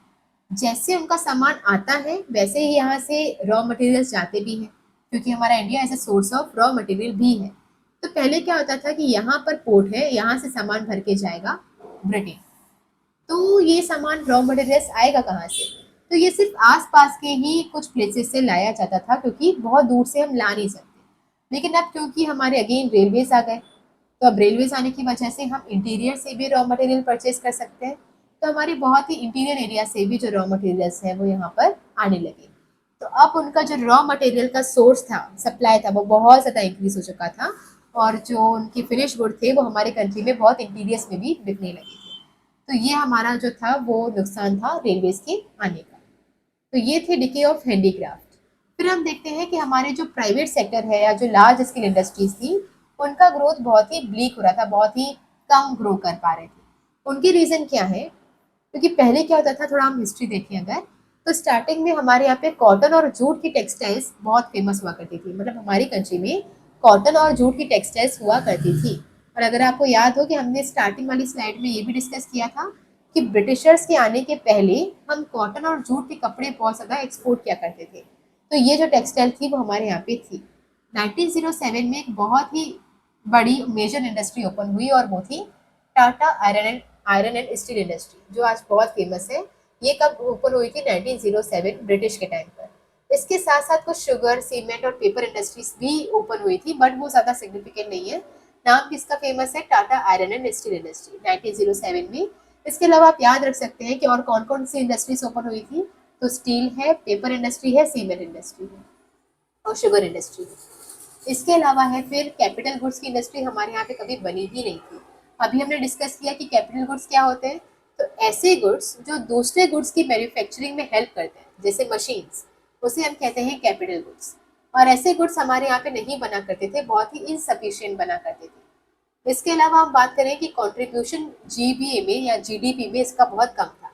मैक्रो में आप पढ़ेंगे ग्रॉस वैल्यू एडिशन और ग्रॉस डोमेस्टिक प्रोडक्ट दोनों सेम होते हैं। तो इन जो मॉडर्न इंडस्ट्रीज थी, जो प्राइवेट सेक्टर की इंडस्ट्रीज थी, इनका जीडीपी में कंट्रीब्यूशन बहुत ही नेग्लिजिबल था। इसके पीछे रीजन क्या है? क्योंकि इंडस्ट्रीज खुद ही बहुत कम थी, ज़्यादा इंडस्ट्रीज थी नहीं, तो उतना कुछ पैसा कंट्रीब्यूट भी नहीं कर पाती थी। तो जीडीपी में इनका कंट्रीब्यूशन बहुत ही कम था। लास्ट पॉइंट है कि हमारा जो स्टेट का पार्टिसिपेशन था, स्टेट का मतलब क्या है? गवर्नमेंट का पार्टिसिपेशन इंडस्ट्रीज को बढ़ाने के लिए बहुत ही कम हुआ करता था। ऑब्वियस सी बात है, क्योंकि ब्रिटेन, अगर ब्रिटिश पीपल है तो वो ब्रिटेन के डेवलपमेंट के बारे में सोचेंगे ना, हमारे यहाँ के बारे में नहीं सोचेंगे। तो हमारे यहाँ पे जो इंडस्ट्रीज का डेवलपमेंट था उस पर उनका ध्यान नहीं था। उन्होंने कुछ बेसिक इंडस्ट्रीज या स्ट्रेटेजिक इंडस्ट्रीज को ही टारगेट किया था। वो थे रेलवेज और कम्युनिकेशन। स्ट्रेटेजिक इंडस्ट्रीज का मतलब ये है कि वो इंडस्ट्रीज जो उनकी हेल्प करेंगे उनके ग्रोथ एंड डेवलपमेंट में। तो उन्होंने हमारे यहाँ पे रेलवेज डेवलप की, इसीलिए नहीं क्योंकि हमारा डेवलपमेंट हो, बल्कि इसीलिए ताकि उनके गुड्स ज़्यादा ज़्यादा वहाँ पे सप्लाई हो पाए, मतलब रॉ मटेरियल की सप्लाई बढ़ जाए और उनके लिए कुछ ज़्यादा बड़ा मार्केट मिले उनके फिनिश गुड को। और कम्युनिकेशन की इंडस्ट्री इसीलिए क्योंकि अगर आप यहाँ पे देखिए कि ब्रिटेन यहाँ पर है और इंडिया यहाँ पर है। अब इतनी दूर अगर आप रूल कर रहे हो तो आपके बीच में कम्युनिकेशन तो होना चाहिए। तो उन्होंने टेलीग्राफ वगैरह, पोस्ट वगैरह उन्होंने स्टार्ट की थी, ताकि मान लो यहाँ पे कोई भी बड़ा वॉर हो जाता है, कोई भी प्रोटेस्ट हो जाता है, तो हम अपनी कंट्री में इन्फॉर्म तो कर पाए, हमें कुछ जो भी सोल्जर्स वगैरह चाहिए उनकी सप्लाई मिल पाए। इसके लिए उन्होंने कम्युनिकेशन को सेटअप किया। और साथ ही में अगर आप इंडिया में भी देखेंगे तो इंडिया छोटा नहीं है, इंडिया बहुत बड़ा है। और इतने बड़े इंडिया में अगर आपको रूल करना है, तो मान लो जी एक आपकी प्रेसिडेंसी बंगाल में है, एक प्रेसिडेंसी बॉम्बे में है, एक मद्रास में है, तो कम्युनिकेशन तो करोगे ना, कैसे कम्युनिकेट करोगे? तो उसके लिए भी आपके पास कुछ टेलीग्राफ्स वगैरह चाहिए। तो उन्होंने वही इंडस्ट्रीज डेवलप की जो कि उनके फायदे के लिए थी। उन्होंने हमारे फायदे वाली इंडस्ट्रीज कभी ओपन की ही नहीं। नेक्स्ट अगर हम बात करें कि conditions of foreign trade on the eve of independence, तो फॉरेन ट्रेड की क्या कंडीशंस थी आज़ादी के टाइम पर, वो हम यहाँ पे देखेंगे। तो एक पहले लाइन अगर आप देखिए कि जो रोमन पीपल हुआ करते थे, उन्होंने हमें कहा था कि हमारा जो उस टाइम पर, मतलब ब्रिटेन के आने से पहले, रोमन पीपल हमारे इंडिया को कहते थे सिंक ऑफ वर्ल्ड्स बुलियन। ये वर्ल्ड है, तो सिंक ऑफ वर्ल्ड्स बुलियन, इसका मतलब क्या है कि पूरे वर्ल्ड के जो बुलियंस हैं, बुलियंस मतलब क्या होता है, आप इसे गूगल में सर्च करके भी देख सकते हैं। बेसिकली ये गोल्ड के कुछ बिस्किट्स या गोल्ड के कॉइन्स टाइप के जैसे होती है, आप गोल्ड समझ सकते हैं। तो पूरे देश का जो गोल्ड है, पूरे देश में पूरी वर्ल्ड का जो गोल्ड है, वो कहाँ पे आ रहा है? इंडिया में आ रहा है। तो इंडिया बेसिकली क्या है? Sink of world bullion. Sink आपने देखा है, जहाँ पे क्या होता है, अगर आपने कहीं भी पानी डालो पूरे सिंक में, वो एक ही जगह पे आ जाता है। तो यहाँ पर अगर आप पूरे वर्ल्ड में कहीं पर भी गोल्ड हो, वो घूम फिर के कहाँ जाता है? इंडिया में आ जाता है। ऐसा रोमन पीपल कहते थे। ऐसा क्यों? क्योंकि हमारे यहाँ के हैंडीक्राफ्ट, हमारे यहाँ के कॉटन, जूट के कपड़े, ये सब बहुत फेमस थे। तो हम इस बहुत सारा सामान बाहर एक्सपोर्ट करते थे, और एक्सपोर्ट करेंगे तो फ्री में तो करेंगे नहीं, हम उनसे पेमेंट लेंगे। उस टाइम पे रुपीस डॉलर्स थे नहीं, तो वो हमें पेमेंट किस में करते थे? गोल्ड में करते थे, बुलियंस में करते थे। इसीलिए रोमन ने कहा था कि पूरे वर्ल्ड की बुलियन कहाँ जा रही है? इंडिया में जा रही है। मतलब हमारी कंडीशन पहले के टाइम पे बहुत ही अच्छी हुआ करती थी। लेकिन उसके बाद फिर ये 3 फीचर्स आए जो कि ब्रिटिश के टाइम पर हुए, जिसकी वजह से हमारी हालत खराब हो गई। तो on the eve of independence मतलब आज़ादी की शाम को हमारी कंडीशन में पहला आता है, हम थे net exporter of raw materials and net importer of finish goods. मतलब हम जो सामान एक्सपोर्ट करते थे वो रॉ मटेरियल्स थे, और हम जो सामान इम्पोर्ट करते थे वो क्या थे, फिनिश गुड्स थे। ठीक है, तो ये क्यों हुआ? अच्छा, इसके पीछे उन्होंने एक अलग पॉलिसी लगाई थी। तो उन्होंने क्या किया था, हमारे यहाँ के जो रॉ मटेरियल्स थे अगर वो एक्सपोर्ट होंगे तो उसकी ड्यूटी फ्री कर दी थी। तो एक्सपोर्ट ड्यूटी फ्री कर दी थी ऑफ रॉ मटेरियल्स। इसका मतलब क्या है कि हमारे रॉ मटेरियल्स वहां बिकने के लिए जाएंगे तो वो सस्ते बिकेंगे। कहाँ? सिर्फ ब्रिटेन में। तो अगर हमारे गुड्स ब्रिटेन में बिकने जा रहे हैं तो वो सस्ते बिकेंगे ताकि उनको ज्यादा पैसा पे नहीं करना पड़े। और साथ ही में उन्होंने जो इम्पोर्ट ड्यूटी थी, import duty free of finish goods, मतलब उनके जो फिनिश गुड्स हैं अगर वो हमारे यहाँ पे बिकने को आएंगे तो उस पर ड्यूटी नहीं लगाई जाएगी, ताकि उनके सामान कंपेरेटिवली यहाँ पे सस्ते बिके। तो हमारे यहाँ के लोग उनके गुड्स को डिमांड करें, हमारे यहाँ के गुड्स को डिमांड नहीं करें। ठीक है, तो ये दो चीज़ें थी जिसकी वजह से हमारे यहाँ के जो रॉ मटेरियल्स का एक्सपोर्ट था वो बढ़ता गया, और फिनिश गुड का जो इम्पोर्ट था वो बढ़ता गया। तो हमारे यहाँ पे फिनिश गुड ज़्यादा आने लगा और जो रॉ मटेरियल्स था वो जाने लगा। नेक्स्ट अगर हम बात करें तो ये एक हो गया, ये है हमारा रॉ मटेरियल और ये है फिनिश गुड। ठीक है, तो ये रॉ मटेरियल ले जाते थे और फिनिश गुड ले जाते थे, ये एक एग्जांपल है। इसके अलावा दूसरा है monopoly control of India's foreign trade. तो हमारे फॉरेन ट्रेड में ब्रिटिशर्स का बहुत ही मोनोपोली ट्रेड हो गया था। हमने पहले भी डिस्कस किया कि 50% से ज़्यादा ट्रेड इंडिया का किसके साथ होने लगा था, ब्रिटेन के साथ। तो हम जो भी सामान इम्पोर्ट करते थे उसमें 50% से ज़्यादा ब्रिटेन का सामान हुआ करता था, और जो भी सामान हम एक्सपोर्ट करते थे वो 50% से ज़्यादा सिर्फ ब्रिटेन को ही किया करते थे। और ये जो मोनोपोली थी वो 1869 में स्वेज कैनाल ओपन होने के साथ साथ और ज़्यादा बढ़ गई थी। अब स्वेज कैनाल क्या था? तो स्वेज कैनाल, यहाँ पे मान लीजिए हमारा इंडिया है, यहाँ पे हमारा ब्रिटेन है, और यहाँ पे पड़ता था मान लो अफ्रीकन कॉन्टिनेंट। ठीक है, तो ये यहाँ पे आपकी यूरोपियन कंट्रीज हुआ करती थी, ये आपकी यूरोपियन कंट्रीज, और यहाँ पे क्या है, एशिया जिसका इंडिया एक पार्ट है।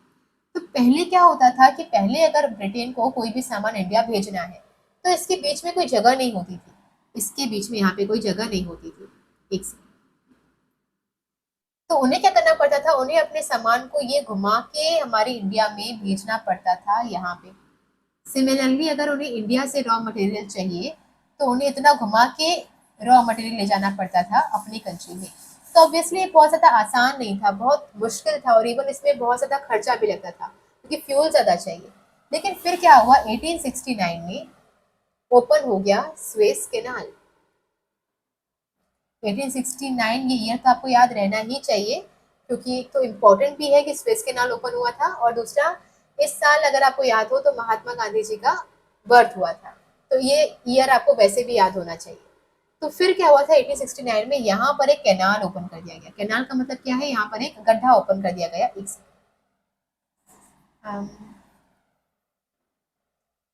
तो ये जो आपका गैप था, ये गैप यहाँ पे क्रिएट किया गया ताकि यहाँ पे क्या बन गया, एक चैनल बन गया। चैनल मतलब यहाँ पे एक पानी का चैनल है जहाँ से जो शिप्स है वो क्रॉस कर सकती है।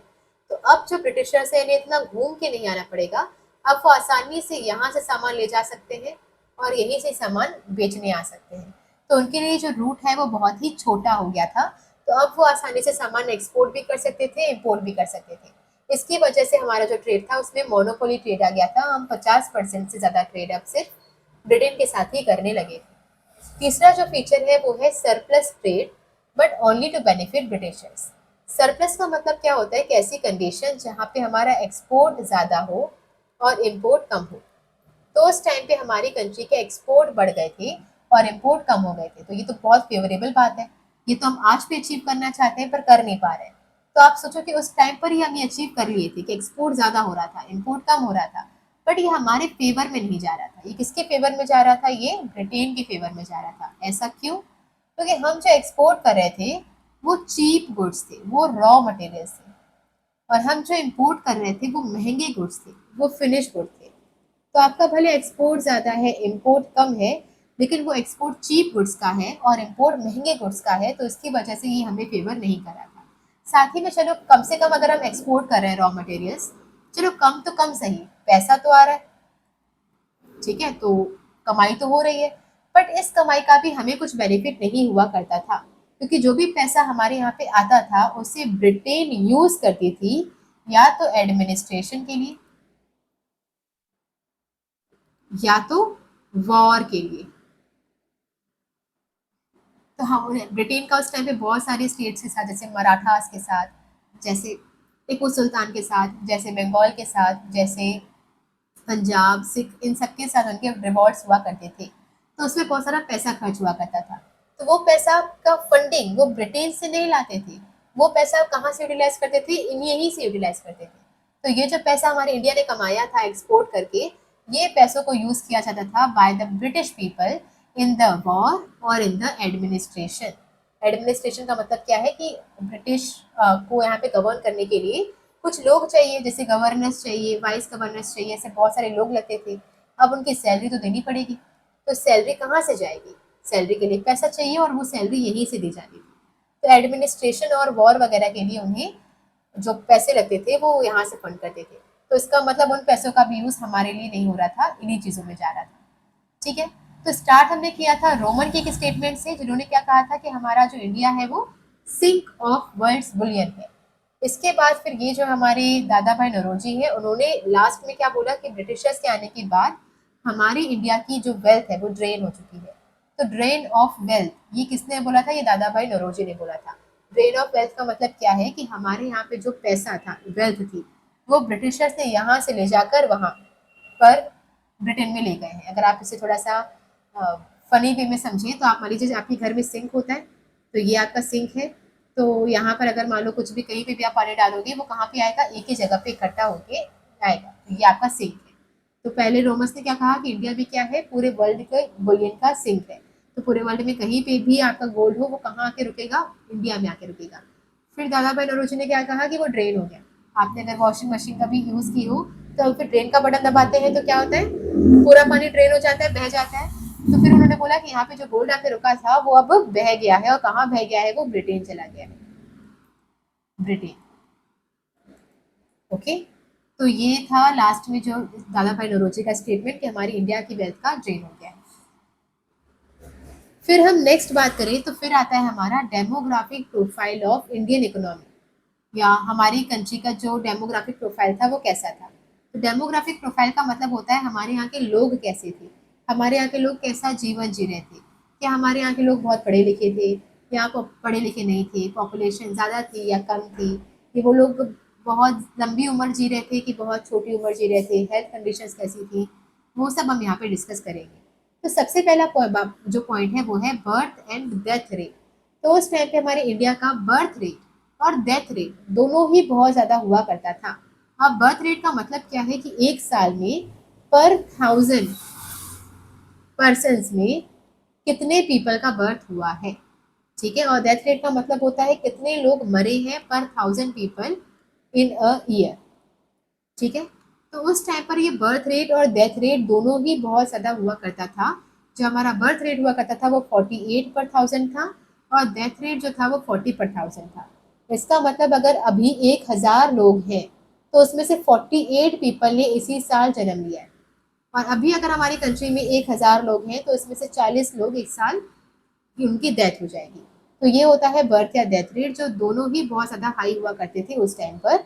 बर्थ रेट 48 पर 1000, डेथ रेट 40 पर 1000, जो कि बहुत ज़्यादा मतलब ह्यूज अमाउंट है, ह्यूज नंबर है। फिर हम बात करते हैं इन्फेंट मॉर्टेलिटी रेट, कि उस टाइम पर इन्फेंट मॉर्टेलिटी रेट का मतलब क्या होता है कि ऐसे बच्चे जिन जो पहले साल कंप्लीट होने से पहले ही उनकी डेथ हो जाती है। मतलब ऐसे कितने बच्चे थे जो अपना फर्स्ट ईयर, अपना फर्स्ट बर्थडे सेलिब्रेट करने से पहले ही उनकी डेथ हो जाती है।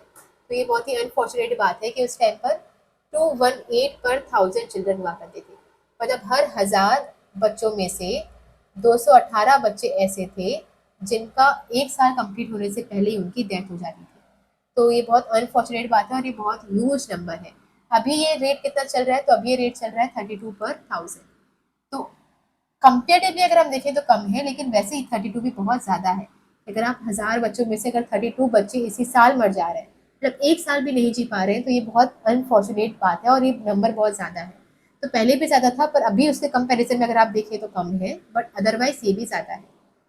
तीसरा अगर हम बात करें कि लाइफ एक्सपेक्टेंसी, तो पहले के टाइम पे लाइफ एक्सपेक्टेंसी का मतलब क्या होता है कि आप कितना एक्सपेक्ट करते हैं कि आप कितनी साल की उम्र जिएंगे, मतलब कितने साल जिएंगे। तो अगर हम आज बात करें तो अप्रोक्सीमेटली अगर हमारे यहाँ पे जो लाइफ एक्सपेक्टेड होती है ह्यूमंस की, वो लगभग लगभग 70 ईयर्स होती है। इसका मतलब 70-75 साल में अगर किसी इंसान की डेथ हो जाती है तो कोई ये नहीं कहता कि यार बहुत जल्दी हो गई। समझ आ रही मैं क्या बोल रही हूँ? अगर ये जो 70 और 75 का जो एज ग्रुप होता है, ये हमारे लिए इतना ही एक्सपेक्टेड होता है कि लोग इतना लगभग ही जिएंगे। अगर कोई 100 साल या 110 साल जी लेता है तो हम कहते हैं कि यार ये इसने बहुत जी लिया, मतलब ये एक्सपेक्टेड नहीं था कि इतना जिएगा, पर इसने कुछ ज़्यादा ही जी लिया। तो ये होती है लाइफ एक्सपेक्टेंसी, जो पहले के टाइम पे सिर्फ 32 ईयर्स हुआ करती थी। अगर आप इसे एज्यूम करें कि एक 32 साल का इंसान, मतलब आप जवानी में उनकी डेथ हो जाती थी, तो ऑन एन एवरेज वो इंसान कितना जीता था? सिर्फ 32 साल ही जी पाता था। और अभी ये लाइफ एक्सपेक्टेंसी कितनी है? तो अभी ये 69.4 ईयर्स है, मतलब अप्रोक्सीमेटली 70 ईयर्स है। और ये 32 ईयर्स में जो पहले डेथ हो जाती थी, उनका रीज़न ये था कि ट्रीटमेंट नहीं था। तो उस टाइम पे अगर किसी भी इंसान को कोई भी छोटी मोटी बीमारी हो गई, मलेरिया हो गया, कुछ भी हो गया, इवन चिकन पॉक्स हो गया, तो उनकी डेथ हो जाया करती थी। लेकिन अभी क्योंकि प्रॉपर ट्रीटमेंट अवेलेबल है, अभी डॉक्टर्स अवेलेबल हैं, हॉस्पिटल्स हैं, तो अभी ऐसा कुछ नहीं होता। तो अभी के टाइम पे जो लोग हैं उनकी लाइफ एक्सपेक्टेंसी बढ़ गई है, ये अच्छी बात है। इसके बाद अगर हम बात करें इलिटरेसी रेट, तो उस टाइम पे जो इलिटरेसी रेट था वो ज़्यादा था, मतलब ज़्यादा लोग ऐसे थे जो पढ़े लिखे नहीं थे। तो इलिटरेसी रेट तब के टाइम पे कितना था? 16% था। मतलब पूरी कंट्री की पॉपुलेशन में जो 16% पॉपुलेशन थी, सिर्फ वही, सॉरी, लिटरेट थी, इलिटरेट नहीं, सिर्फ इतनी ही लिटरेट थी, मतलब इनको ही पढ़ना लिखना आता था, बाकी किसी को पढ़ना लिखना नहीं आता था।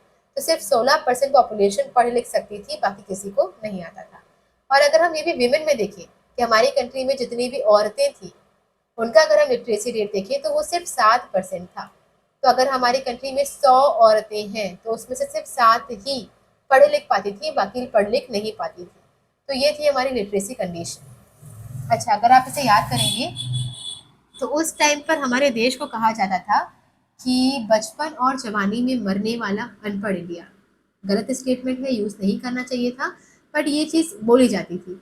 और इसका मतलब क्या है? बचपन में मरने वाला मतलब इन्फेंट मोर्टेलिटी रेट, जवानी में मरने वाला मतलब लो लाइफ एक्सपेक्टेंसी, अनपढ़ इंडिया मतलब इलिटरेसी रेट बहुत ज़्यादा है, मतलब सिर्फ 16 और 7%। 16% पूरी कंट्री की पॉपुलेशन का और 7% विमेन पॉपुलेशन के लोग पढ़ पाते थे, बाकी नहीं। इसके अलावा एक और आप याद रखेंगे, बर्थ एंड डेथ। तो इस स्टेटमेंट को आप सिर्फ यूज़ कर सकते हैं ताकि आपको ये चीज़ याद हो जाए, अदरवाइज आप इसे नहीं यूज़ करना चाहिए। Okay, next. फिर हमारा नेक्स्ट टॉपिक है डेमोग्राफिक ट्रांजिशन। डेमोग्राफिक प्रोफाइल का मतलब होता है क्या? कि हमारे यहाँ की पॉपुलेशन की कंडीशन कैसी है।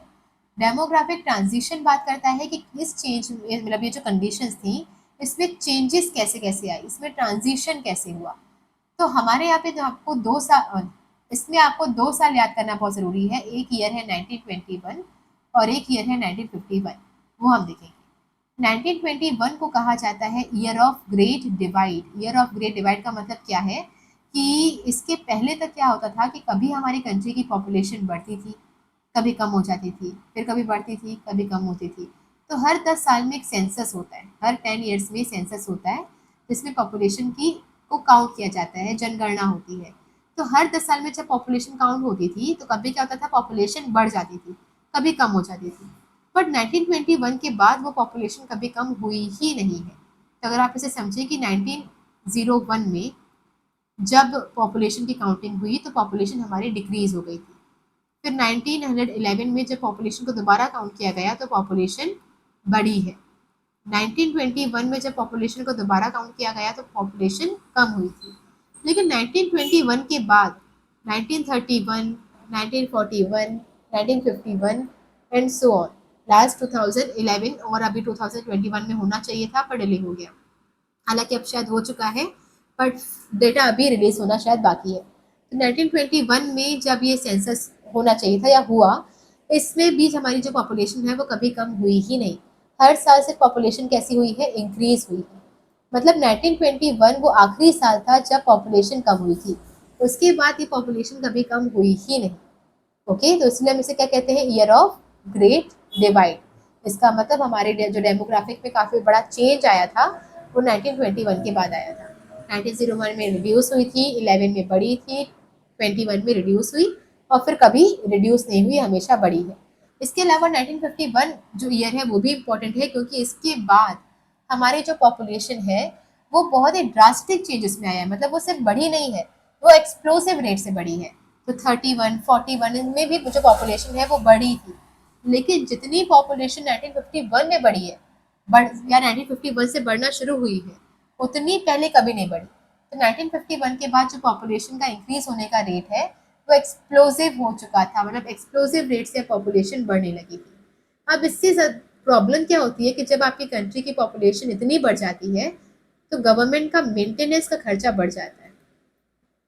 मेंटेनेंस का मतलब क्या है कि अब इतनी सारी पॉपुलेशन है तो इतनी सारी पॉपुलेशन को आपको फैसिलिटीज़ देनी पड़ेगी, उनको ड्रिंकिंग वाटर सप्लाई करना, उनको फूड ग्रेन सप्लाई करना, उनके लिए स्कीम्स निकालना, उनके लिए मिड डे मील्स निकालना, रोड्स बनाना, डैम्स बनाना। मतलब रोड्स डैम्स इसमें नहीं काम करिए, मेंटेनेंस का खर्चा बेसिकली उनके लिए बढ़ जाता है। और जब मेंटेनेंस का खर्चा बढ़ जाता है तो क्या होता है, आपके लिए जीडीपी में खर्चा करने के लिए या फिर ग्रोथ में खर्चा करने के लिए पैसा नहीं बचता है। आप इसको छोटे लेवल पे भी समझ सकते हो। अगर मान लो आपकी फैमिली में अगर 20-25 लोग रहते हैं, 10 लोग भी रहते हैं, तो उस केस में क्या हो जाएगा, आपके पापा की जो भी सैलरी आएगी उसका मेजर पोर्शन 10 लोगों के खाने पीने में या उनके मेंटेनेंस में ही चला जाएगा। और अगर मेजर पोर्शन यहाँ पे चला जा रहा है तो आप ग्रोथ और डेवलपमेंट में आप इन्वेस्ट नहीं कर पाओगे। मतलब आप घर, एसी, फ्रिज, ये सब जो बेसिक आपकी डेवलपमेंट की चीज़ें हैं, ग्रोथ की चीज़ें हैं, वो आप नहीं परचेज कर पाओगे। लेकिन वहीं पर अगर आपके घर में सिर्फ 3-4 लोग रहते हैं तो आपकी जो पापा की सैलरी है उसका कम पोर्शन मेंटेनेंस पे खर्च होगा, और कम पैसा खर्च हो रहा है तो मतलब अब कार, नया घर, फॉरेन ट्रिप, ये सब करने के लिए आपके पास पैसे ज़्यादा बचेंगे। तो पॉपुलेशन बढ़ने से मेंटेनेंस का खर्चा बढ़ गया, तो ग्रोथ का जो खर्चा था वो कम हो गया। तो ये था हमारा डेमोग्राफिक ट्रांजिशन। ये पहले पॉपुलेशन जो कि कभी बढ़ रही थी, कभी कम हो रही थी, कभी बढ़ रही थी, ये 1921 के बाद हमेशा बढ़ी है। 1951 के बाद एक्सप्लोसिव रेट से बढ़ी है। ओके, फिर हम बात करते हैं occupational structure of Indian economy. So next हम कवर करेंगे ऑक्यूपेशनल स्ट्रक्चर। ऑक्यूपेशनल स्ट्रक्चर का मतलब होता है कि उस टाइम पर हमारी कंट्री में जितनी पॉपुलेशन थी वो किस तरीके से डिवाइडेड थी अमंग द 3 सेक्टर्स। मतलब कितने लोग एग्रीकल्चर पे डिपेंडेंट थे, कितने इंडस्ट्री पे और कितने टर्शरी सेक्टर पे। तो इसी स्ट्रक्चर को हम कहते हैं ऑक्यूपेशनल स्ट्रक्चर। अब एग्रीकल्चर की अगर हम बात करें तो ये हम पहले भी देख चुके हैं कि एग्रीकल्चर पे हमारी 72% पॉपुलेशन डिपेंडेंट थी। इंडस्ट्री पे ये जो रेट था वो कम था, यहाँ पे सिर्फ 10% पॉपुलेशन ही डिपेंडेंट थी। और अगर आप फिर जो बची हुई पॉपुलेशन रहेगी 17%, उसको अगर आप देखेंगे तो वो कहाँ पे डिपेंडेंट रही होगी, टर्शरी सेक्टर पे। तो आप इसको टोटल करें 70, 80, 90 और 99%। अभी 100% इसलिए नहीं है क्योंकि ये फिगर्स जो है वो एकदम एग्जैक्ट नहीं है, हमने पॉइंट्स को हटा दिया है। तो अगर आप यहाँ पे देखें तो 72.3 रहा होगा, 10.7 रहा होगा। तो अगर आप उसे टोटल करेंगे तो 100% आ जाएगा, पर हम अप्रोक्सीमेटली बात कर रहे हैं। तो 72% कहाँ रही थी, एग्रीकल्चर में।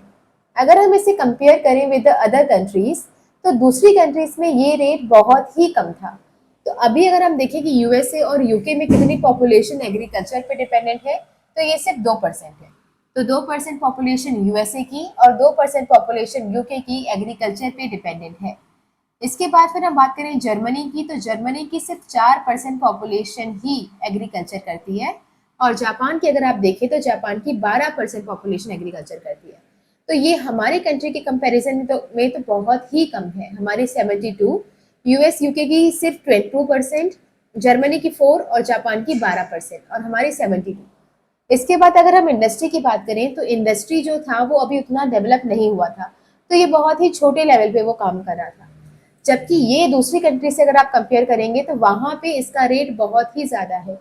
हमारी कंट्री की सिर्फ 10% पॉपुलेशन थी, जबकि अगर आप देखेंगे यूएसए में तो यूएसए की 32% पॉपुलेशन इंडस्ट्रीज पे डिपेंडेंट है और इंग्लैंड की 42% पॉपुलेशन। यूएसए की 32, इंग्लैंड की 42 और हमारी 10%। इसके बाद हमारा नेक्स्ट पॉइंट आता है कि हमारा इनसिग्निफिकेंट ट्रांजिशन हुआ था from agriculture to the industry. Insignificant transition का मतलब क्या होता है कि हमारी जो मेजोरिटी पॉपुलेशन थी वो अभी भी क्या कर रही थी, एग्रीकल्चर मतलब प्राइमरी सेक्टर पे डिपेंडेंट थी।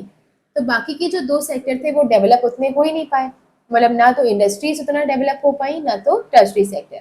तो मतलब जो ट्रांजिशन होना चाहिए था फ्रॉम एग्रीकल्चर टू इंडस्ट्री वो नहीं हुआ। अच्छा, ये ट्रांजिशन क्यों होना चाहिए था? क्योंकि एग्रीकल्चर पे 72% पॉपुलेशन डिपेंडेंट तो थी, पर इससे जीडीपी में कंट्रीब्यूशन नहीं आ रहा था, कम आ रहा था, 50% आ रहा था। तो अगर हमें ये दिख रहा है कि इतना एफर्ट्स डालने के बाद भी हमें इसमें से रिजल्ट नहीं मिल रहा है उतना, तो यहाँ की जो बाकी बची हुई पॉपुलेशन है, जो एक्स्ट्रा पॉपुलेशन है, उससे अब स्विच करके इंडस्ट्रीज में आ जाना चाहिए था। बट द प्रॉब्लम वॉज कि इंडस्ट्रीज में उतनी जॉब अपॉर्चुनिटीज थी नहीं। और दूसरी बात ये कि जो इंडस्ट्रीज होती हैं वो कहाँ होती हैं, ये शहरों में होती हैं, अर्बन एरियाज में होती हैं।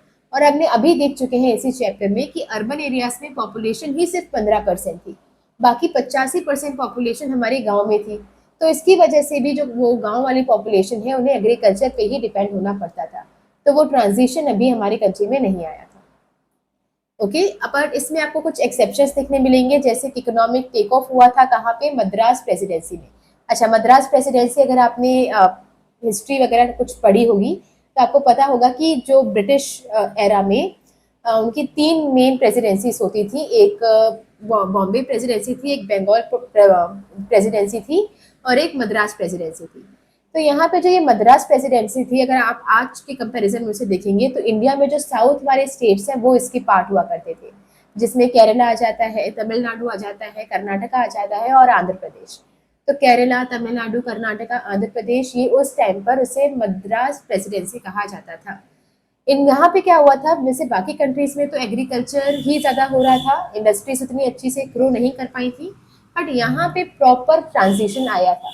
यहाँ के जो लोग थे वो ज़्यादा जो मैन्युफैक्चरिंग और सर्विस सेक्टर पे डिपेंडेंट थे, मतलब वहाँ पे आपका इन सेक्टर्स का रोल थोड़ा सा ज़्यादा था कंपेरिजन टू द एग्रीकल्चर, जबकि बाकी स्टेट्स में इसका जस्ट अपोजिट था। तो क्योंकि एक लौती ऐसी एक्सेप्शन है, तो आप इसे याद रखेंगे कि मद्रास प्रेसिडेंसी में ये इकोनॉमिक टेक ऑफ हुआ था। चलिए नेक्स्ट हम बात करेंगे इंफ्रास्ट्रक्चर की, कि ब्रिटिशर्स ने हमारे यहाँ पे क्या क्या इंफ्रास्ट्रक्चर डेवलप किए। तो इसे पढ़ने से पहले हम एक नॉर्मल सी बात समझते हैं कि ब्रिटिशर्स हमारे यहाँ पे वही इंफ्रास्ट्रक्चर डेवलप करेंगे जो उनके फायदे के लिए होगा, वो हमारे फायदे के लिए कुछ भी नहीं करेंगे। तो ये एक तरफ हमारा इंडिया और ये एक तरफ हमारे हमारे नहीं, उनकी ब्रिटेन कंट्री। तो अब प्रॉब्लम क्या है कि हमारी इन दोनों देशों में अगर रिलेशन स्ट्रॉन्ग करने हैं तो इम्पोर्ट एक्सपोर्ट करना पड़ेगा, और उनका तो मेन पर्पस ही भी यही था कि इंडिया से रॉ मटेरियल्स एक्सपोर्ट करवाने हैं और फिनिश गुड यहाँ पे इम्पोर्ट करने हैं। तो इसके लिए क्या चाहिए, अगर यहाँ से मान लो कोई भी सामान है जो यहाँ आ रहा है, इम्पोर्ट्स आ रहे हैं इंडिया में, तो सबसे पहले तो ये किस में आएंगे, समुद्र के थ्रू आएंगे, शिप में आएंगे। और अगर ये शिप में आ रहे हैं तो इसका सामान यहाँ पे हमें अनलोड करवाना पड़ेगा। तो यहाँ पे क्या होने चाहिए, सबसे पहले पोर्ट्स होने चाहिए, है ना। तो शिप्स जहाँ पे रुकेंगी, जहाँ पे उनका सामान अनलोड होगा या फिर वहाँ पे से उनका सामान लोड होगा, उसके लिए हमें क्या बनाने पड़ेंगे, यहाँ पे पोर्ट्स बनाने पड़ेंगे। तो पहला उन्होंने क्या बनवाया, पोर्ट्स बनवाए। उसके बाद पोर्ट्स तो यहाँ पे ठीक है बन गए, अब इस सामान को कंट्री के इंटीरियर्स में भी तो ले जाना है। तो कंट्री के इंटीरियर्स में ये सामान कैसे जाएगा, थ्रू रेलवेज। तो उन्होंने दूसरा क्या डेवलप किया, रेलवेज डेवलप किया। अब देखो रेलवेज क्या करेंगी, उस सामान को रेलवे स्टेशन पे रोकेंगी। क्या रेलवे स्टेशन से वो सामान बिकेगा क्या, तो नहीं, वहां से हमें क्या करना पड़ेगा, बाय रोड हमें वो सामान अपने डेस्टिनेशन, फाइनल डेस्टिनेशन तक पहुंचाना पड़ेगा। इसका मतलब क्या है कि यहाँ से अगर आपका सामान रेलवे स्टेशन में पहुंचा है, तो अगर वो किसी फैक्ट्री में रखवाना है या किसी के गोडाउन में रखवाना है, तो वो हम कैसे ले जाएंगे, बाय रोड्स। तो तीसरा उन्होंने क्या डेवलप किया, रोड्स डेवलप किया। अब क्या है कि इतनी बड़ी कंट्री में आप रूल कर रहे हो और तो आपके किसी दूसरी कंट्री से, ब्रिटेन से कर रहे हो, तो इसके बीच में क्या होना चाहिए, कम्युनिकेशन होना चाहिए। और कम्युनिकेशन के लिए हमें क्या चाहिए, पोस्ट और टेलीग्राफ चाहिए। तो फिर चौथी चीज उन्होंने क्या डेवलप की होगी, पोस्ट एंड टेलीग्राफ। तो यही 4 चीजें थी इंफ्रास्ट्रक्चर में जो उन्होंने डेवलप की थी। पहला पोर्ट्स, फिर रोड्स, फिर रेलवेज और फिर पोस्ट एंड टेलीग्राफ। तो इससे आप ये याद रख सकते हैं कि वो कौन सी 4 चीज़ें थी। अब जब हम पोर्ट्स में बात करते हैं तो वही इम्पोर्ट एंड एक्सपोर्ट के लिए ये जो पोर्ट्स थे वो रिक्वायर्ड थे। अगर ये आपको पोर्ट्स नहीं होंगे आपके पास, तो जो सामान आप इम्पोर्ट कर रहे हो या एक्सपोर्ट कर रहे हो वो आप लोड अनलोड नहीं कर पाओगे। फिर हम बात करते हैं रेलवेज की। तो रेलवे सबसे पहले ओपन कब हुई थी? तो ये 1850 में ओपन हुई थी। और पहली रेल, आपको ये पता होना चाहिए, पहली ट्रेन चली कहाँ से थी? तो ये बॉम्बे टू थाने चली थी। ओके, चलिए इसके अलावा, रेलवेज के अलावा वहाँ पे कंट्री के इंटीरियर्स में काफ़ी सारे इनलैंड जो वाटरवेज होते हैं उसको भी डेवलप किया गया था। मतलब इसका मतलब क्या है कि अगर आप कंट्री में देखेंगे तो इस कंट्री के अंदर अगर आपको पोर्ट से सामान इंटीरियर्स में पहुंचाना है तो या तो आप रेलवेज के थ्रू पहुंचाओ तो वो भी ठीक है, लेकिन नदियों के कंट्री के अंदर काफ़ी सारी नदियां भी तो बहती हैं, जैसे गंगा हो गई, गोदावरी हो गई, नर्मदा माता, ये सारी जो आपकी रिवर्स हैं ये भी यहाँ पे बहती हैं। तो यहाँ पर भी तो हम कुछ बोट्स के थ्रू सामान इधर से उधर करवा सकते हैं ना। तो इन्होंने इनलैंड जो शिपिंग मेथड्स थी उसको भी अडॉप्ट किया था, बट ये सक्सेसफुल हो नहीं पाई क्योंकि ये एक्सपेंसिव हो रहा था, इसके फ्यूल ज़्यादा एक्सपेंसिव हो रहे थे। तो इसकी वजह से ये सक्सेसफुल नहीं हुआ और ट्रेन सक्सेसफुल हो गया। तो हम इसके बारे में ज़्यादा डिस्कस नहीं करते, बट आपको ये पता होना चाहिए कि इन्होंने ये इनलैंड जो वाटरवेज थे उसको भी इन्होंने डेवलप करवाया था। ओके, चलिए इसके बाद आता है रोड्स। तो रोड्स इन्होंने कंस्ट्रक्ट करवाई थी ताकि इंडिया में जो कनेक्टिविटी है वो स्ट्रॉन्ग कर सके। कि पूरे कंट्री में अगर आप रोड्स नहीं होंगे तो आप ट्रेवल नहीं कर पाओगे, कनेक्टिविटी नहीं कर पाओगे, तो उसको स्ट्रॉन्ग करने के लिए इन्होंने रोड्स बनवाए। लेकिन ये इन्होंने जो रोड्स बनवाए थे वो ऑल सीजन रोड्स नहीं थे। ऑल सीजन मतलब जब बारिश होती थी तो, मतलब ये जो रोड्स थे काफ़ी कच्चे रोड थे, तो जब बारिश होती थी तो ये जो इलाका था, ये कनेक्टिविटी वहाँ पे बंद हो जाती थी। वहाँ पे फिर आप इस रोड्स के थ्रू ट्रेवल नहीं कर सकते थे, तो इसकी वजह से जो गाँव का इलाका था वो यहाँ पे ज़्यादा सफ़र किया करता था। फिर हम बात करते हैं पोस्ट एंड टेलीग्राफ। तो उनका एडमिनिस्ट्रेशन पूरी कंट्री में था। उस एडमिनिस्ट्रेशन की सर्विसेज को देने के लिए, लॉ एंड ऑर्डर को मेंटेन करने के लिए कि कहीं पे कहीं वॉर नहीं हो जाए या फिर कोई प्रोटेस्ट नहीं कर रहा हो, इन सब चीज़ों को रोकने के लिए और इसकी इंफॉर्मेशन स्प्रेड करने के लिए इन्होंने पोस्ट एंड टेलीग्राफ को चलाया था। तो ये पोस्ट हो जाएगा, ये रोड हो जाएगा, ये आपके रेलवेज और ये पोर्ट्स। तो ये 4 चीज़ें थी इंफ्रास्ट्रक्चर में जो उन्होंने डेवलप की थी। नेक्स्ट, एक सेकंड, फिर हम बात करते हैं कि क्या ये सब तो जो हमने पढ़ा वो लार्जली अगर आप देखें तो ब्रिटिश एरा की अगेंस्ट में जा रहा था कि ब्रिटिशर्स के आने के बाद ये भी गलत हुआ, इकोनॉमी भी बैकवर्ड थी, स्टेगनेंट थी, एग्रीकल्चर की भी हालत अच्छी नहीं थी, प्रोडक्शन कम था, प्रोडक्टिविटी कम था, हैंडीक्राफ्ट्स डिके हो गए, मॉडर्न इंडस्ट्रीज नहीं आ पाई, फॉरेन ट्रेड में भी हमारा नुकसान ही ज़्यादा हुआ क्योंकि जो भी फायदा हो रहा था एक्सपोर्ट से वो उनके वॉर एक्सपेंसेस में जा रहा था। इसके अलावा मोनोपोली आ गई थी, ये सारी चीज़ें जो थी वो सिर्फ नुकसान वाली थी। लेकिन कुछ तो ऐसा होगा ब्रिटिश के आने से जिससे हमारे कुछ पॉजिटिव इम्पैक्ट भी रहा होगा। तो अब हम देखेंगे कि क्या कोई पॉजिटिव इम्पैक्ट था ब्रिटिश के आने के बाद या फिर नहीं। तो इनके पॉजिटिव इम्पैक्ट में सबसे पहला है कमर्शियल आउटलुक आया फार्मर्स का। अब ये चीज़ हमने पहले भी देखी हुई है जब हम एग्रीकल्चर की बात कर रहे थे, जहाँ पे हमने देखा कि फोर्स्ड कमर्शियलाइज हुआ था, है ना, कि उन्होंने फोर्सफुली उनसे इंडिगो उगवाया था। पर ये तो हमने ड्रॉबैक देख लिया, पर उस फोर्सफुली के चक्कर में कुछ चीज़ अच्छी भी हुई। इससे अच्छी क्या हुई कि पहली बार जो फार्मर्स थे वो एग्रीकल्चर को देखने लगे थे as a source of profit.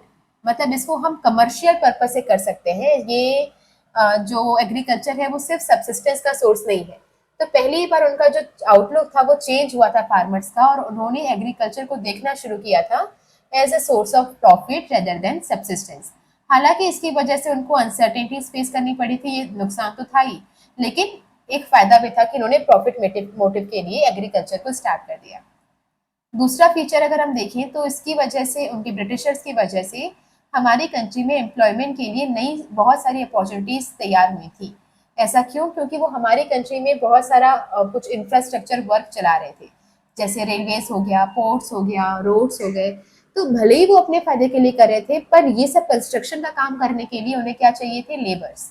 अब लेबर्स वो ब्रिटेन से तो मंगवाएंगे नहीं, तो यहाँ के लोगों को वो हायर किया करते थे इन सारे कंस्ट्रक्शन वर्क के लिए, जिनकी वजह से लोकल लेबरर्स को कुछ एम्प्लॉयमेंट वर्क मिल जाता था। फिर आता है आपका कंट्रोल ऑफ फेमाइन।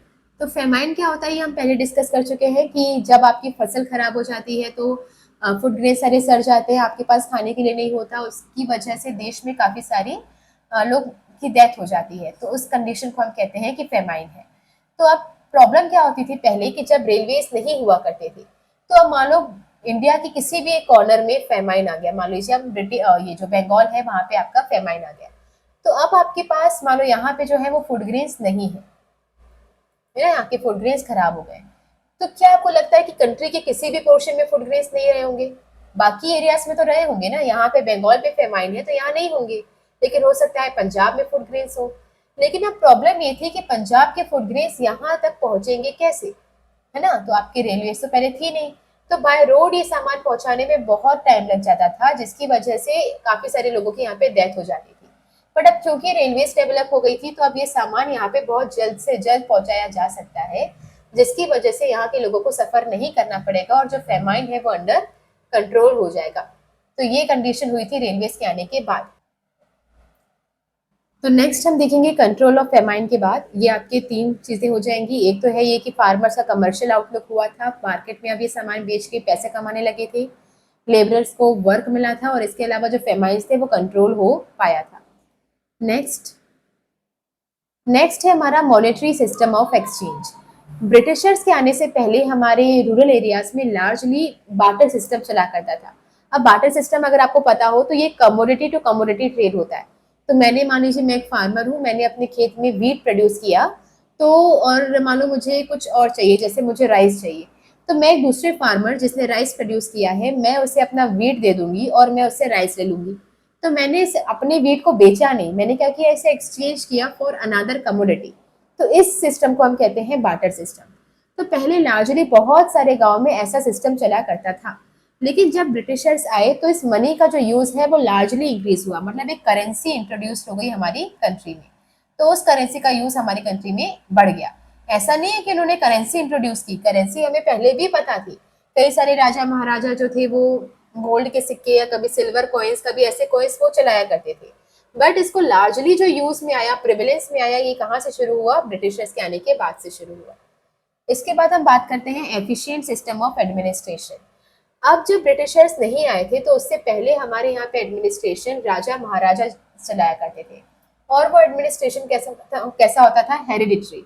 इसका मतलब पहले अगर हुमायूं जी गद्दी पे बैठे हैं, तो उसके बाद फिर अकबर आएंगे, उसके बाद फिर जहांगीर आएंगे, उसके बाद फिर शाहजहां आएंगे। तो ऐसे सिर्फ हेरिडिटरी ही वहाँ पे क्लाइंट हुआ करते थे। लेकिन हमारे यहाँ पे ऐसा प्रॉपर सिस्टम ऑफ एडमिनिस्ट्रेशन कभी नहीं था कि एक प्रेसिडेंट होंगे, एक हमारे प्राइम मिनिस्टर होंगे, इसके अलावा आपका लोकसभा होगा, राज्यसभा होगा, ऐसा सब कुछ नहीं आया था। ये जो एफिशिएंट सिस्टम था एडमिनिस्ट्रेशन का, इसकी लेगेसी हमारे यहाँ पे किसने छोड़ी थी? तो ये ब्रिटिशर्स ने छोड़ी थी। तो उन्होंने हमें इंट्रोड्यूस किया था कि कैसे हमारे पॉलिटिशियंस और प्लानर्स फ्यूचर की इंडिया को बिल्ड करेंगे। तो आज हमारा जो पॉलिटिक्स चल रहा है, आज हमारा जो भी लोकसभा, राज्यसभा, एडमिनिस्ट्रेशन चल रहा है, ये सब कुछ हमें सिखाया था ब्रिटिशर्स ने। तो ये था उनकी गुड इम्पैक्ट। अब इस चैप्टर का जो लास्ट टॉपिक है वो है impacts of railways in India. तो रेलवेज ने हमारी कंट्री में क्या अच्छा और क्या बुरा इम्पैक्ट छोड़ा। तो हम दो इम्पैक्ट देखेंगे, क्या पॉजिटिव इम्पैक्ट थे और क्या नेगेटिव इम्पैक्ट थे। अब देखो, पॉजिटिव इम्पैक्ट में एक इम्पैक्ट तो मिलेगा आपके फार्मर्स को, क्योंकि ब्रिटिश ये जो आपका रेलवेज आया था, इससे क्या हुआ था कि जो हमारे फार्मर्स थे वो फार्मर्स अपने प्रोड्यूस्ड गुड्स को मार्केट में ले जाकर बेच सकते थे। पहले जब रेलवेज नहीं होता था तो फार्मर्स के लिए कंपलसरी हो जाता था कि उनका जो भी प्रोडक्शन है वो उन्हें उसी गांव में बेचना पड़ेगा। तो अच्छी कीमत मिल रही है तो भी, बुरी कीमत मिल रही है तो भी, उन्हें उसी गांव में ही बेचना पड़ता था। लेकिन अब क्योंकि उनके पास रेलवेज है तो उनके पास ऑप्शन आ गया था कि अब अगर वो गुड यहाँ पे नहीं बेचना चाहते हैं तो अपने गुड्स वो रेलवेज के थ्रू दूसरे किसी गांव में या दूसरे किसी शहर में जाकर भी बेच सकते हैं, जिस जहाँ पे उनको बेटर प्राइस मिल सकता था। तो पहला क्या हुआ? फार्मर्स के लिए उनका कमर्शियलाइजेशन हो गया एग्रीकल्चर का। दूसरा क्या है, इससे इंपोर्ट और एक्सपोर्ट भी फैसिलिटेट होने लगा। हालांकि रेलवेज लाया गया था ताकि जो ब्रिटिशर्स थे वो अपने सामान को, जो इम्पोर्टेड सामान है उसे कंट्री के इंटीरियर्स तक पहुंचा सके, और जो रॉ मटेरियल्स है वो कंट्री के इंटीरियर्स तक लाकर उसे एक्सपोर्ट किया जा सके। लेकिन इसका फायदा सिर्फ ब्रिटिशर्स को ही नहीं हुआ, कई बार क्या होता था, जो इंडियन ट्रेडर्स हुआ करते थे वो भी रेलवेज के थ्रू अपना सामान इंपोर्ट या एक्सपोर्ट किया करते थे। तो मान लीजिए अगर मान लो एमपी में कोई पर्सन है, उसे अपना सामान एक्सपोर्ट करना है किसी दूसरी कंट्री में, तो वो भी रेलवेज के थ्रू ये सामान ले जाएगा पोर्ट तक और फिर वहां से वो एक्सपोर्ट कर सकता है। और मान लीजिए वहीं कोई इंटीरियर्स में कोई पर्सन है जिसे सामान इंपोर्ट करना है, तो रेलवेज के थ्रू उसको सामान मिल सकता था, तो इससे हमारा एक्सपोर्ट और इम्पोर्ट भी बढ़ा था। फिर है फेमाइन कंट्रोल, जो हमने अभी देखा कि अगर बंगाल के किसी एरिया में अगर मान लो फेमाइन आया है तो हम दूसरे स्टेट से फूड ग्रेन्स वहाँ पे सप्लाई कर सकते हैं, तो वहाँ का फेमाइन कंट्रोल हो जाएगा। लास्ट है कल्चरल एफिनिटी और कॉन्टेक्ट्स। अब एज्यूम करो अगर आज के टाइम पर रेलवेज नहीं होते तो हमारे जो के एरियाज में जो रिलेटिव्स रहते हैं हम उनसे मिल नहीं पाते, उनसे हमारा कॉन्टेक्ट कम हो जाता, तो हमारा एफिनिटी मतलब हमारा जो अपनापन है उनसे या फिर जो क्लोजनेस है वो कम हो जाती। लेकिन अब क्योंकि रेलवेज है तो हम उनके यहाँ पे विजिट कर सकते हैं, वो हमारे यहाँ पे विजिट कर सकते हैं, तो रिलेशंस कॉन्टैक्ट्स ये सब स्ट्रांग होते हैं। तो उसी वैसे ही उस टाइम पर भी क्योंकि पहले रेलवेज नहीं हुआ करते थे तो लोग बहुत फ्रीक्वेंटली मिल नहीं पाते थे, बट अब क्योंकि रेलवेज आ गया था तो जो लोग हैं वो भी उसके थ्रू ट्रेवल करके जा सकते थे और अपने कल्चरल एफिनिटी कॉन्टेक्ट्स वगैरह को बिल्ड कर सकते थे। इसके नेगेटिव इम्पैक्ट वही दो है जो हम इतने टाइम से डिस्कस करते आ रहे हैं कि जब रेलवेज आए तो जो इंटीरियर एरियाज थे वो भी हमारे सोर्स बन गए थे रॉ मटेरियल्स के, और वो हमारे मार्केट बन गए थे फॉर द फिनिश गुड के। तो इवन हमारे इंटीरियर पार्ट्स में भी रॉ मटेरियल्स को का सप्लाई लिया जाता था वहां से और फिनिश गुड वहां पे बेचा जाता था। इसकी वजह से क्या हुआ था, हमारे इंडिया को कुछ नेगेटिवली इम्पैक्ट हुए थे। तो ये हमारा लास्ट टॉपिक था, that's it for this chapter. अगर आपको ये क्लास समझ में आ रही है, लेक्चर समझ में आ रहे हैं तो please let us know in the comment section. और अगर आपको कुछ शिकायतें भी हैं, अगर आपको पास कुछ सजेशंस हैं कि हम कैसे इन्हें बेटर बना सकते हैं, तो वो भी हमें बताइए through the comment section. So please like share and subscribe. Thank you.